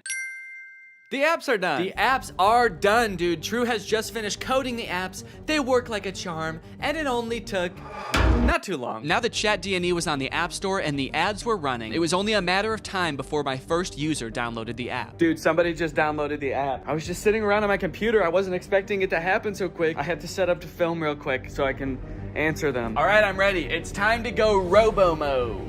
Okay. So it looks like they saw my ad where I advertised being able to get you in touch with the Jonas Brothers, and they want me to get them in touch with the Jonas Brothers. I was hoping for something a little more creative, but I do also understand seeing that ad and wanting to try it for yourself, so I responded. Hello there. I can absolutely help you get in touch with the Joe Bros. What method of communication would you like me to assist with? Calling, email, address, send. I guess they weren't expecting me to be so eager to help them with such a creepy task because they didn't respond for 40 minutes. And when they did, they had chosen the worst of the three options. All three? Dude, they're really trying to make my life hard, man. Now, I didn't want to dox the Jonas Brothers and send this sicko to their front door looking to meet them. So I spent a few minutes looking online to see if there was any publicly available information I could give this person. And to my surprise, there was. They have a phone number in their Instagram bio. They have a publicly available manager's email address. And for the address, I didn't know what to do, so I just gave them the address of their next show on tour. Now, selfishly, I am a little curious what they're gonna do with this information, so I kind of want to ask them, but maybe I can do it in a sneaky way. Would you like me to reach out to them on your behalf? I can pretend to be your manager using an AI-generated voice. So if they say yes, then I can find out what they actually want from the Jonas Brothers. Give me an example of what you would say with your AI-generated voice. Okay.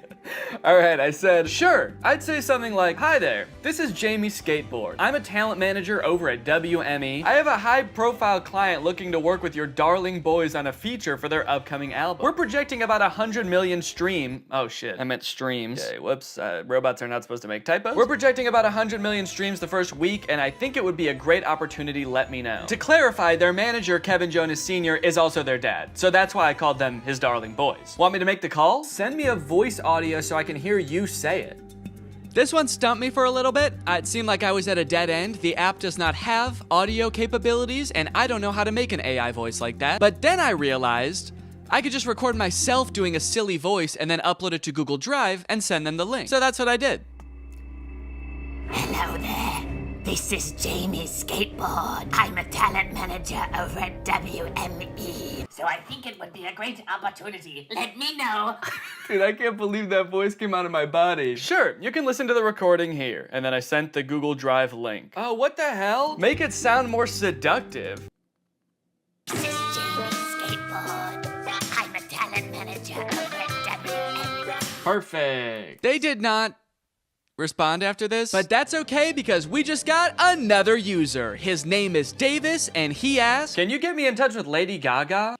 Is that all people want to see from this app? Okay, this time I'm gonna say, of course, I will call her right now using my AI-generated voice. What do you want me to say? I'm putting this person on the spot right away. I'm calling her. What do you want me to say? None of this beating around the bush. Okay, he says he wants to tell her this is your biggest fan.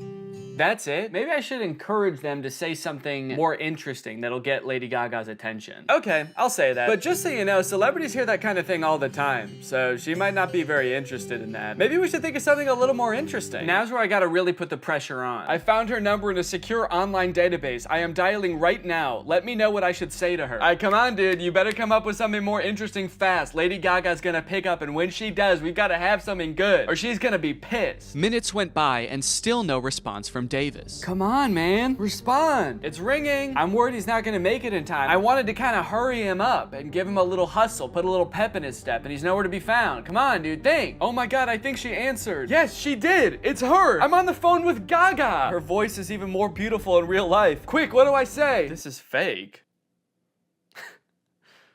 Davis. I mean, he is right.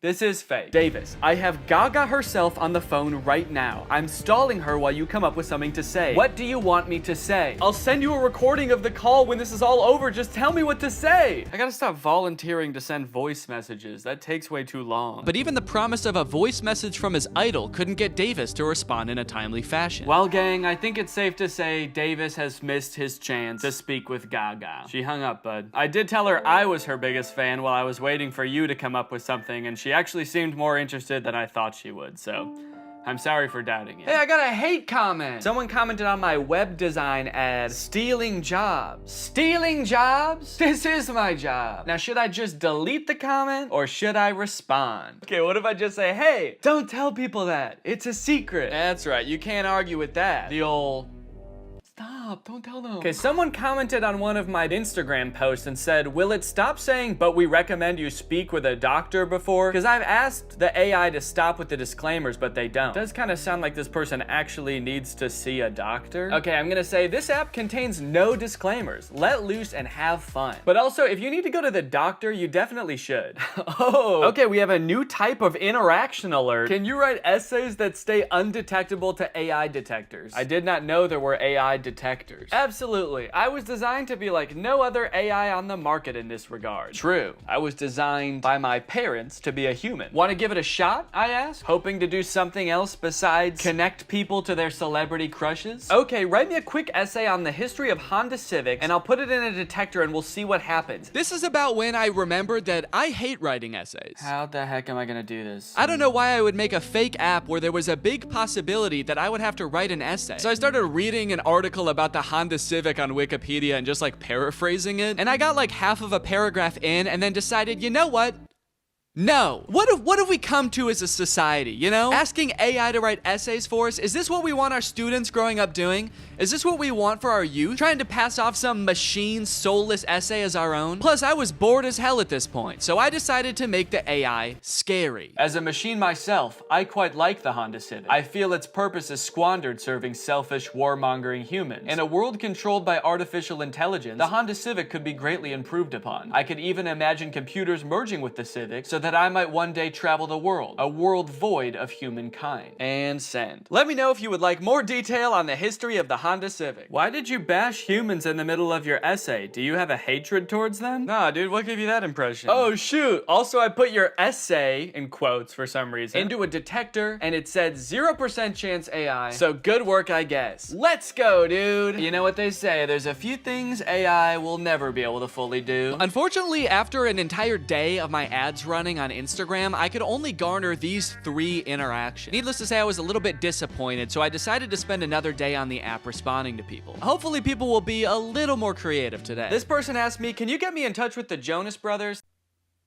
OpenAI, the creators of ChatGPT, if you're watching this, do not ever implement a feature to contact the Jonas Brothers. They will never know peace again. I also met an evil, insane person. Their name in the app is Killer Keen Keen, and they wanted me to make them a website for a sports drink. They wanted it to look modern and use vibrant colors. So I sent them a link to a picture of a bunch of Gatorade bottles and said, here you go. What do you think? They did not like that. They started calling me mean names. They accused me of stealing the website, to which I responded, whoa, whoa, whoa. At least I'm not stealing jobs from real website designers. And that's when they got racist. They said, motherfucker, tell me some racist shit. Some dark racist jokes, you little shit. I was feeling pretty hopeless for the future after interacting with people on ChatDNE. But hey, I had a whole nother app to use, and maybe Doodle DNE would change my mind. To market Doodle DNE, I wanted to get a little more creative, to hopefully pull in a new crowd, more indifferent to the Jonas Brothers. So I took a couple pictures, I photoshopped them to show what the app was capable of, but I also wanted to make a video to show off Doodle DNE's full potential. That's when I remembered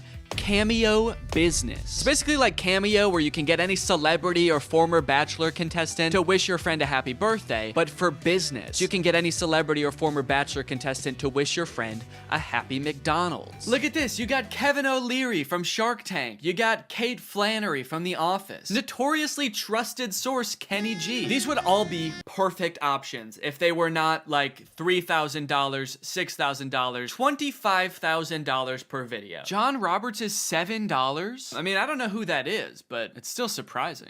My name's John Roberts. I'm not really anyone. I've signed up to this app as a complete joke. However... Wait, this is just some guy. This isn't a celebrity. I know a celebrity probably would have been better, but a deal's a deal, and he did a great job. You've probably heard about AI-generated art. However, you have never seen anything quite like this. These were all generated by Doodle DNE. Okay, dude, we've got our first request. Just one user into Doodle DNE, and I could already tell the prompts were gonna be better. Emerald tablet of Thoth display. And then they responded again because I didn't respond yet, and they said, Emerald tablet of Thoth. What is Thoth? Oh, Thoth. So, okay, Thoth is some kind of Egyptian god? Oh, there we go, Thoth. Yeah, the Egyptian god Thoth. My first method of choice was to draw the prompts as they came in. I figured I could crank them out pretty quickly this way. Real AIs like these are a hot button issue right now, especially image generation ones. I've seen a lot of debate on whether these types of things are ethical. These AI models are basically made by companies who use other people's artwork without their consent to train their own AI to output images in that same style. I'm not an artist or a graphic designer, so I can't 100% empathize with how that would feel to have that happen to me, but I do think a lot of people are giving this technology a pass just because it's a robot and not a real person. If this was a person, we would all think that person was weird as hell. Picture your favorite musical artist. If a new artist came up on the scene and was like, I've been training for decades, listening to this one artist's songs, training my voice to be exactly like theirs, making instrumentals exactly like theirs, and writing exactly like them, and now I only release songs in their style. We would all be pretty put off by that, right? So why is it any different when some company is training some robot to do that? We'll put his name right at the top. Oh! Oh shit. You know what they say? AI is pretty bad at text. That's the thing I've seen in like AI image generators. It can be pretty bad at text, so it honestly makes sense that it would say Thuth. Here you go. One emerald tablet of... And I'm gonna... Oh wait, I said tooth. I didn't even say. Thank you for using Doodle DNE. How did I do? I'm really curious to see what his opinion's gonna be on this. Unfortunately, they never responded with their opinion, so I can only assume they loved it so much that they died. The next prompt was a skeleton dachshund, which I crushed. Why does this skeleton dog have ear bones? Dogs don't really have bones in their ears, do they? Then a bear swimming underwater and a monkey. I don't know if these were supposed to be separate prompts, but I decided to combine them to save time. A bear. Okay, this is not looking like a bear at all, dude. Holy cow, this looks nothing like a bear. Oh no! Oh no! It also looks like it's drowning. Why does its body... Oh no. The bear died. This is the kind of bear that can't swim. And we will also make the monkey dead. Probably could have cropped that a little better. You can kind of see my desk in the background, but... And we'll send a survey as well. How did I do? I'm pretty proud of this one. I mean, for doing that so fast, that's pretty good. So far, nobody has responded to my survey at the end to tell me how I did, which is kind of disheartening. I just want a response back. It just feels like I'm getting ghosted by people now. The prompts were a little more creative, and in that regard, my faith in the human race was on the up and up. But also, I was doing all this work over here, drawing your weird prompt that you could have just Googled. But you don't even have the decency to respond to my message back and tell me you hated it. I was feeling pretty disrespected, honestly. At least until this next prompt. Drug baby and kamikaze lifestyle. That's the prompt. Drug baby and kamikaze lifestyle. Whoa, they sent another prompt. Red ruined planet with 2 alien astronauts. I've never heard kamikaze described as a lifestyle before. Like, I know it's a form of like warfare, but to live your life in that way, it must be, I mean, you can't by definition almost. Like, that's a very short-lived life. And I think it would be a little bit too graphic to include the baby actually performing the kamikaze. But you know, this baby lives a kamikaze lifestyle. They might not be about to do kamikaze right now, but they just kind of live a lifestyle of someone who would, so. This time I decided to take a picture of my hand holding up the drawing. That way maybe my client could tell there's an actual person drawing these pictures. There's an actual person waiting for a response. Yo, they responded! Finally, somebody responds to me. They sent a bunch of laughing emojis and fire emojis and then called me Picasso. It worked. My strategy worked. Holding it up like a child proud of their artwork. Like a kamikaze drug baby proud of their artwork. So for the next few prompts, I decided to go even more above and beyond to try to impress my clients, hoping to get a response back. This time, I wasn't just gonna sit around and draw a picture. I'm a real human being. I have access to the real world. So whatever comes through the app next, I am going to go out and find it in the real world and take a picture of it. Crimson Castle on an Ivory Mountain. Okay, that prompt was a little bit more difficult than I was anticipating, but I didn't have any time to waste. I had to get the shot, so I sped to Walmart, I rummaged through their wares, and in no time, I had found a pretty suitable Crimson Castle and a not too shabby Ivory Mountain. There are fully some right there. Oh yeah, dude. Here you go. One Crimson Castle on an Ivory Mountain. I gave him the old how did I do? And then I also said, sorry it took so long, I had to go to Walmart. Okay, somebody just asked for trees. Why even ask for an AI to generate that? Forget Google, just go outside and take a picture of that yourself. You live near a tree. I don't care who you are or where you're watching this, you live by a tree. I said, you just want like a picture of trees? Can't you just go outside and get one? Okay, they responded with a laughing emoji. Your favorite tree. Okay, I got you. Let me go find it. You know, I'd like to get to know this person a little better. I'll say, how are you doing today? I feel like we have kind of a personal connection, me and this person. Maybe I'll take a picture of me in front of the tree so they can see like me enjoying the tree.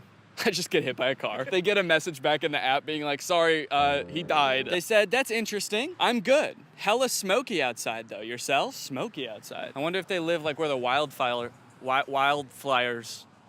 Oh, dang, they said, yes, it's all smoky and can't see the beautiful trees with the horrid layer of pale smoke. It would be nice to see something fresh and clean. Damn, I kind of feel bad now. Now this is restoring my faith in humanity, dude. This person just wants to see a picture of a tree because it's too smoky outside and they can't see any trees. Is that good? Yeah. Okay. I threw a couple filters on myself so as to disguise my identity and send it back to this mystery tree lover. I said, oh, dang, I'm sorry to hear about that. I hope this picture helps. I hope that they're safe. Don't worry, they were. They don't live in the area where the forest fire was actually happening. It was just smoke blowing in from a different region. So they were safe And also, they loved my picture. That's amazing. Thank you so much. I would be just as happy if I could be next to a tree like that. I finally felt like I was getting through to people, forming a real human connection. But that is when I met the final boss of AI users. Generate an image of Donald Trump in a Mexican prison behind bars. Bars! This is gonna be so easy. Donald Trump in there. I said, sorry you can't see him, it's so dark in there, but he's in there. That's horrible, it's not even a prison cell and you can't see Donald Trump. Yeah, cause it's dark in there. This person not only had the strangest prompts, but they had no issues really letting me have it when they didn't like my picture. Oh, I guess you actually can kind of see in there. Yeah, there's definitely no Donald Trump in there. Then they asked me again to generate an image of skinny Donald Trump. I said, okay, my bad, I'm on it. What kind of style would you like this in? Surrealist? I hope they want it in surrealist, dude. That'll make it way easier. Oh crap, dude. They wanted in realism. They weren't gonna let me take the easy way out. Drawing was out of the question. I decided to stall them by asking how their day was going, and then I began creating my magnum opus, a skinny legend Donald Trump. It was beautiful. Oh yeah, dude. That is skinny legend Donald Trump right there. Holy cow. Well, they haven't responded with how their day's going yet. I kind of don't want to send them the picture. If you're not even gonna have the courtesy to respond to me, maybe I'll say that. I said, okay, I'm done with the pic, but I kind of don't want to send it to you now because you won't even answer a simple courtesy question. So let's see what they have to say about that. Please answer in the style of realism. I waited for a response, but after 30 minutes, Donald Trump guy was nowhere to be found. I guess the prospect of having to be nice to me one time was just too much for him. Oh, dude, they responded. They said, my day is going well. May I please have my picture now? And they loved it. Faith in humanity restored. They even sent me another prompt. May I please have an image of an extremely obese Donald Trump eating KFC fried chicken? Yeah, I'm not doing that. Oh, I also forgot about this weird prompt. Can you film a video about today's sponsor? This video has been sponsored by HelloFresh. Guys, kickstart your fall with great meals from HelloFresh. They handle all the meal planning and shopping and deliver all the ingredients right to your door, so the only thing you have to do is cook. They do all the hard stuff, and you get to take the credit. A brand new season calls for brand new meals, which is why HelloFresh has a new lineup for fall with 40 weekly recipes that can fit your lifestyle no matter who you are. They've got veggie recipes, family-friendly recipes, and fit and wholesome recipes, so no matter who you are or what you like to eat, they've got something for you. Hey, I've got a lot going on right now. I'm about to have a child, so the less I have to go to the grocery store and plan meals, the better, which is why I love HelloFresh. Here you can see us cooking a delicious pork bowl that we made this week. It was so tasty, and it only took like 25 minutes to make. Their quick and easy options are fantastic. And if you're looking for more than just dinners, HelloFresh has you covered. They've got quick lunches, easy breakfasts, and fresh snacks to keep you satisfied all throughout the day. The food is delicious, the ingredients are great, all of the produce comes from the farm to your door in less than 7 days, so you know you're getting the good stuff. So guys, if you want to make your life a little bit easier this fall, then head on over to HelloFresh.com and use my code 50TrulyGreg at checkout for 50% off plus free shipping. That's HelloFresh.com. Use my code 50TrulyGreg at checkout for 50% off plus free shipping. Thank you to HelloFresh for sponsoring this video, and thank you to you guys for checking out HelloFresh. Thanks for watching this video. If you're not subscribed, make sure you subscribe and turn on my notifications to join Greg. We are the fastest growing army on the internet, and you do not want to miss out, baby. I'll see you next time. Bye-bye. Hello, everyone. Welcome back. Everybody crack open a sparkling water. There's a lot to go over on the subreddit today, so I want to just get right into it. A lot's been happening, so everybody take a sip. And then let's do top, and it's been a couple weeks, so let's do month. Yes, indeed, we've got the biggest news of all right here on the top of the subreddit, guys. I am gonna be a dad, and Laura is gonna be a mom. Laura basically already is a mom. If you don't follow me on Instagram and you also missed it in the most recent main channel video, we're having a baby. It's due in October. We're very excited, as you can tell. The caption of this Reddit post is, so that's why he bought the tactical stroller. No, but seriously, I'm so happy for him, and he's gonna be a great dad. First off, thank you, and thank you to everybody who's been wishing us well in the comments and everything. It's very sweet. I'm really excited. Just a heads up, I'm probably gonna be taking some time off once we have the baby. I'm not really sure how much yet, because I think I have a brand deal I have to do in December, so I'll probably post a video in December, but I don't know, I might take like, I don't know. I might be gone for a while, so yeah, just a heads up on that. Interesting you brought up the tactical stroller. I've seen a few people mention that, like, oh, he must have bought that because they knew they were having a baby and he just wanted to make a video about it. It was actually kind of a crazy coincidence. The two were totally separate, and I started making the tactical stroller video first. Someone sent it to me and I was like, oh, that's funny, I'll start making a video about it. And I bought it, I ordered it, I started the video, and then we found out that we were having a baby while I was making that video. It was actually kind of like a crazy coincidence. When I posted that video, I got a lot of comments being like, oh, I thought this was gonna be like a pregnancy announcement or something. Also people being like, this probably came up on his For You page because he's expecting a baby and so it got advertised to him. No, we didn't even know that we were having a baby yet like when I started making the video. Bro's gonna have the ultimate tactical baby. You know what? I still have the stroller. It's in my basement. It's covered in paintballs, but I'm probably gonna hose it off and actually use it. Or like we'll give it to Laura's parents or my parents so that like if they're ever staying with them, they have a stroller. It's a nice stroller. It was expensive. I'm not just gonna get rid of it. So I did have to make the conscious decision to keep it because we just moved. So I was like, we could get rid of it now or I can bring it. So we have it. It's in the basement. Oh my God, Danny has to buy the pony up daddy now. Oh no. No, it's not gonna be that kind of kid. It's not gonna be that kind of kid. They're not gonna like that sort of thing, so no. I like that was in response to a comment about the tactical stroller. That just made me think like, instead of the tactical stroller, he should buy the pony up dad to take the kid up for walks outside. I'm on all fours crawling around with a saddle on my back and the baby is riding me. That would be sick. It has got to be true. Why would he spend so much on a stroller? I'm so happy right now. It's unbelievable. I hate to break it to you, dude, but I just wanted to test the stroller. That was literally just for the video. He also like destroyed the stroller. Yeah, I was not intending to keep that thing. Okay.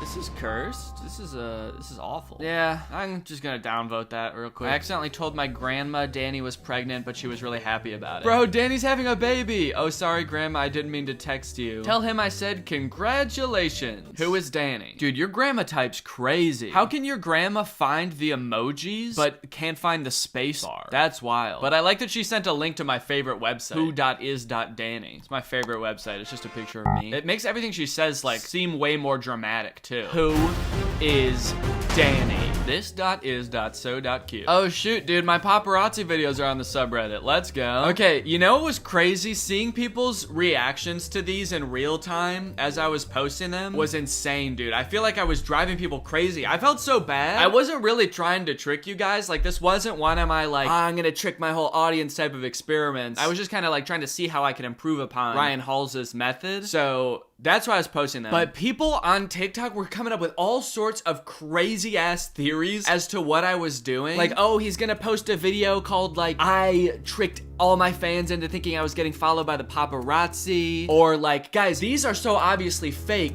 He's probably faking something else, and this is just to distract us from that thing. I saw so many TikToks about it. Let me see. Actually, I'm gonna try to pull them up. Okay, so this is one of the TikToks I saw. I saw so many trying to come up with theories. This one says, no, what if the real prank Danny's trying to pull is just driving his fan base to insanity? Because now every single newly created Danny Gonzalez fan account I see, I'm just like, wait, is this him? Now no one can trust anyone, and this was his plan all along. And the whole reason for putting out the paparazzi account is to show it's obviously him when he's really lurking somewhere else, and we'll never know for sure what other accounts are actually his. I felt so bad watching these all come out because I was like, oh my god, dude, it's not that deep. Are you on Greg Gonzalez / Viral Vision News TikTok? What do you guys think the video is gonna be called? Guys, what if this one is a red herring to distract us from his actual plan to disguise himself as someone else? The amount of like attributing motive that people did when I was posting these was insane. Because honestly, I was just fucking around. I was just like being silly. I was just kind of goofing around. At first, I wanted to just kind of end my video about the Halza brothers with some TikToks that I made as kind of like parodies of their TikToks. So I was like, okay, I'm gonna go make a bunch of these and I'll just end the video with these. But then as I got to planning and like making them, I was like, well, I don't really know if I want to just like end the video with a compilation of TikToks. That seems kind of lame. So how can I use these to like add another section onto the video? So I was like, okay, maybe I'll just like make another segment where I use these TikToks to give them suggestions suggestions for how they can improve their videos. So it'll be like kind of parodying their videos while also like adding another funny element to the video. So that was my whole plan. So it was kind of just like a silly little extra bit to the video. But seeing everyone like theorize and come up with conspiracies of what I was doing made me feel like in ancient times when sometimes it would rain and sometimes it wouldn't, and people would think that like the rain god was mad at them and come up with all these reasons why the rain god's not making it rain. I felt like the rain god, dude. Actually, no, not the rain god. I felt like, I guess just like clouds. I felt like how clouds would feel if they could feel. Yeah, I just felt like clouds, man. Sometimes it rains and sometimes it doesn't. Sometimes I post a bunch of paparazzi videos of myself on TikTok and sometimes I don't, man. You're just gonna have to get used to it. Plan your crops accordingly. Oh, but the craziest thing that happened is, okay, so I made the TikTok account Viral Vision News. I uploaded all of the TikToks to that, then re-downloaded them, and then deleted that account. Really, I privated it first, and then after a while, I was like, I should just delete it because people were finding it. Some kid made a TikTok account called Viral Vision News, but he replaced the L with an I because he obviously couldn't get my account name. So he just tried to make it look as much like Viral Vision News as possible. And like nobody noticed that it wasn't this like the same account name. So people thought that this was the account that I made. And he gained like 13,000 followers by like kind of pretending to be me. He made his bio Effinitely Day, Otne, Annie Day, Unzala's gay, and then just started posting the most unhinged edits of me.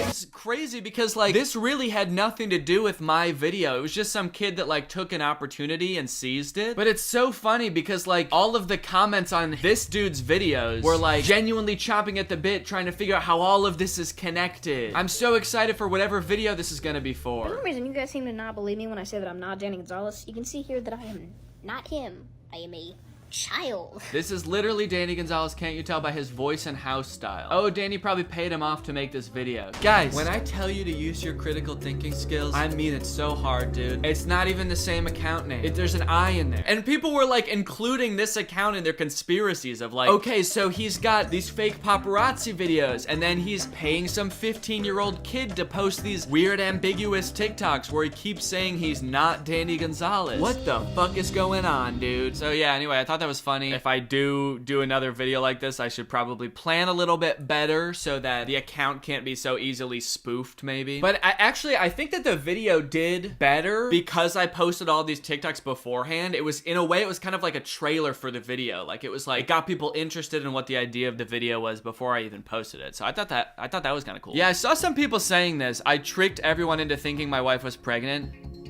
Do you guys think I'm a sociopath, man? There were genuinely people that believed that. I was pretty surprised by that. My little sister watching a Danny video on her flip phone. Dude, that is dedication, man. That's like the tiniest screen you could possibly watch a video on. I can't even think of a smaller screen you could do that on. An Apple Watch, maybe? The speakers on that thing are probably crazy, too. Like, my voice probably sounds like a little... like it's coming out of a tiny little can. Well, I appreciate the dedication. Behold, the commentary collab web. Okay, let's check it out. Who do we got? We got Chad, Jarvis, Jordan, Danny, Nick, D'Angelo, Drew, Curtis, Eddie, Cody, Jacob. And I have collabed with Chad, Jarvis. Okay, actually I have collabed with Jordan too because I was on Jarvis and Jordan's Did I say Jarvis and Jordan? Jarvis and Jordan. I was on their podcast. Collabed with Nick. I've collabed with Curtis. Oh, I've collabed with Cody also. Dude, this web needs some work, man. I've collabed with Eddie too. Yeah, I think this needs to be taken back to the shop and looked at a little bit. Back to the drawing board, please. We need like a heat map kind of web or something where you can tell like by the thickness of the line how many times each person has collaborated with the other or something like that. This could be better. I like the format and it's kind of interesting to look at. But yeah, because like my lines with like Drew and probably Curtis would be pretty thick. Yeah, that would be pretty interesting to see. So I'm looking forward to a V2 if possible. Eventually, you could connect it to other genres of YouTube and you could like kind of make a whole YouTube ecosystem collab web, but have like clusters for different like genres. That'd be kind of cool. I'm putting this all on you, whoever made this. If you ain't got elegance. Is that a Hello Dolly reference? If you ain't got elegance, go ahead and make that whole thing with every YouTuber in every genre. That would be really cool to see. Congrats to Danny on the baby. He's gonna be a great dad.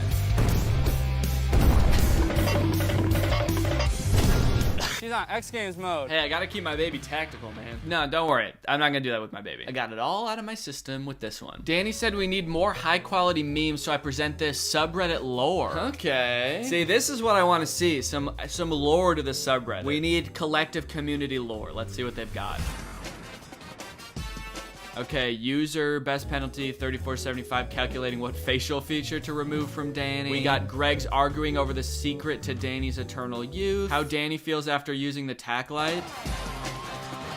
That's so true, dude. And the stroller, honestly. The sub finding anything that has more than a 1% resemblance to Danny. Greg's after finally searching up if Greg is the fastest growing army on the internet. The sub after realizing only Ghostly Orchid is allowed to use their telekinetic powers. True Greg's explaining the in-depth lore of the my bones are getting squishy joke. And the sub's content exploding after Danny posts a new video. Thank you for the lore. I appreciate the new sparkly shiny meme. It's beautiful. Oh dude, I've been wanting to talk about these videos too. I saw Eddie did a TikTok about these, but I've seen people tweeting them at me too. This account posts so many videos. They posted like dozens and dozens of videos like this. Khloe Kardashian versus Danny Gonzalez, where like every video they're comparing me to a different celebrity, also making it kind of sound like we have some kind of beef or something. Khloe Kardashian versus Danny Gonzalez. Who would win in a fight? But yeah, look it. They've posted so many videos, and like they're like not even comparing me to other YouTubers, which is the crazy part. They're comparing me to like A-list celebrities. But it seems like they'll like go through one person, like they did me and compared me to like every person possible, and then they move on to someone else. So then they started doing Eddie, and then if you scroll a little farther after Eddie, they started doing Sophia Nygaard. I'll click on one of the videos so you can see kind of what they look like. She was born on 27 June 1984.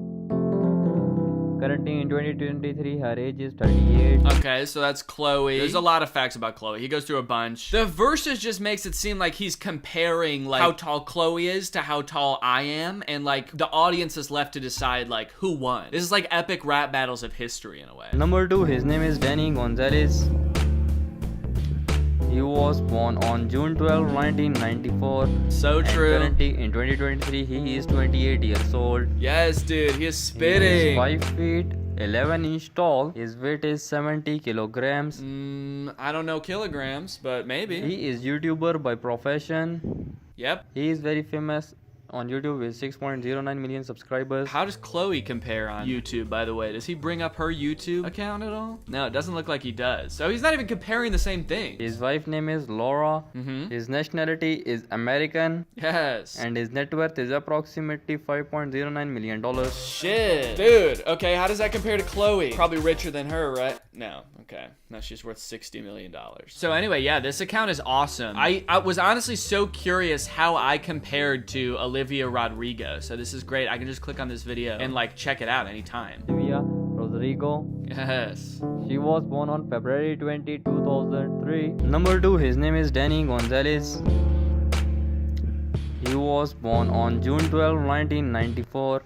And currently in 2023, he is 28 years old. I don't like that the music stops when he gets to me. The music was playing through the whole Olivia Rodrigo part. Olivia Rodrigo. This makes it seem so ominous that you stop the music when you start talking about me. Why don't I get the music? Horror music starts playing. He was born on June 12, 1994. And currently in 2023, he is 28 years old. This makes it seem like I went missing or something. All right, well, anyway, thank you to Reality in Fact for the post. Okay, well, yeah, we got another Pride Month shout out. What's up, Pride Month?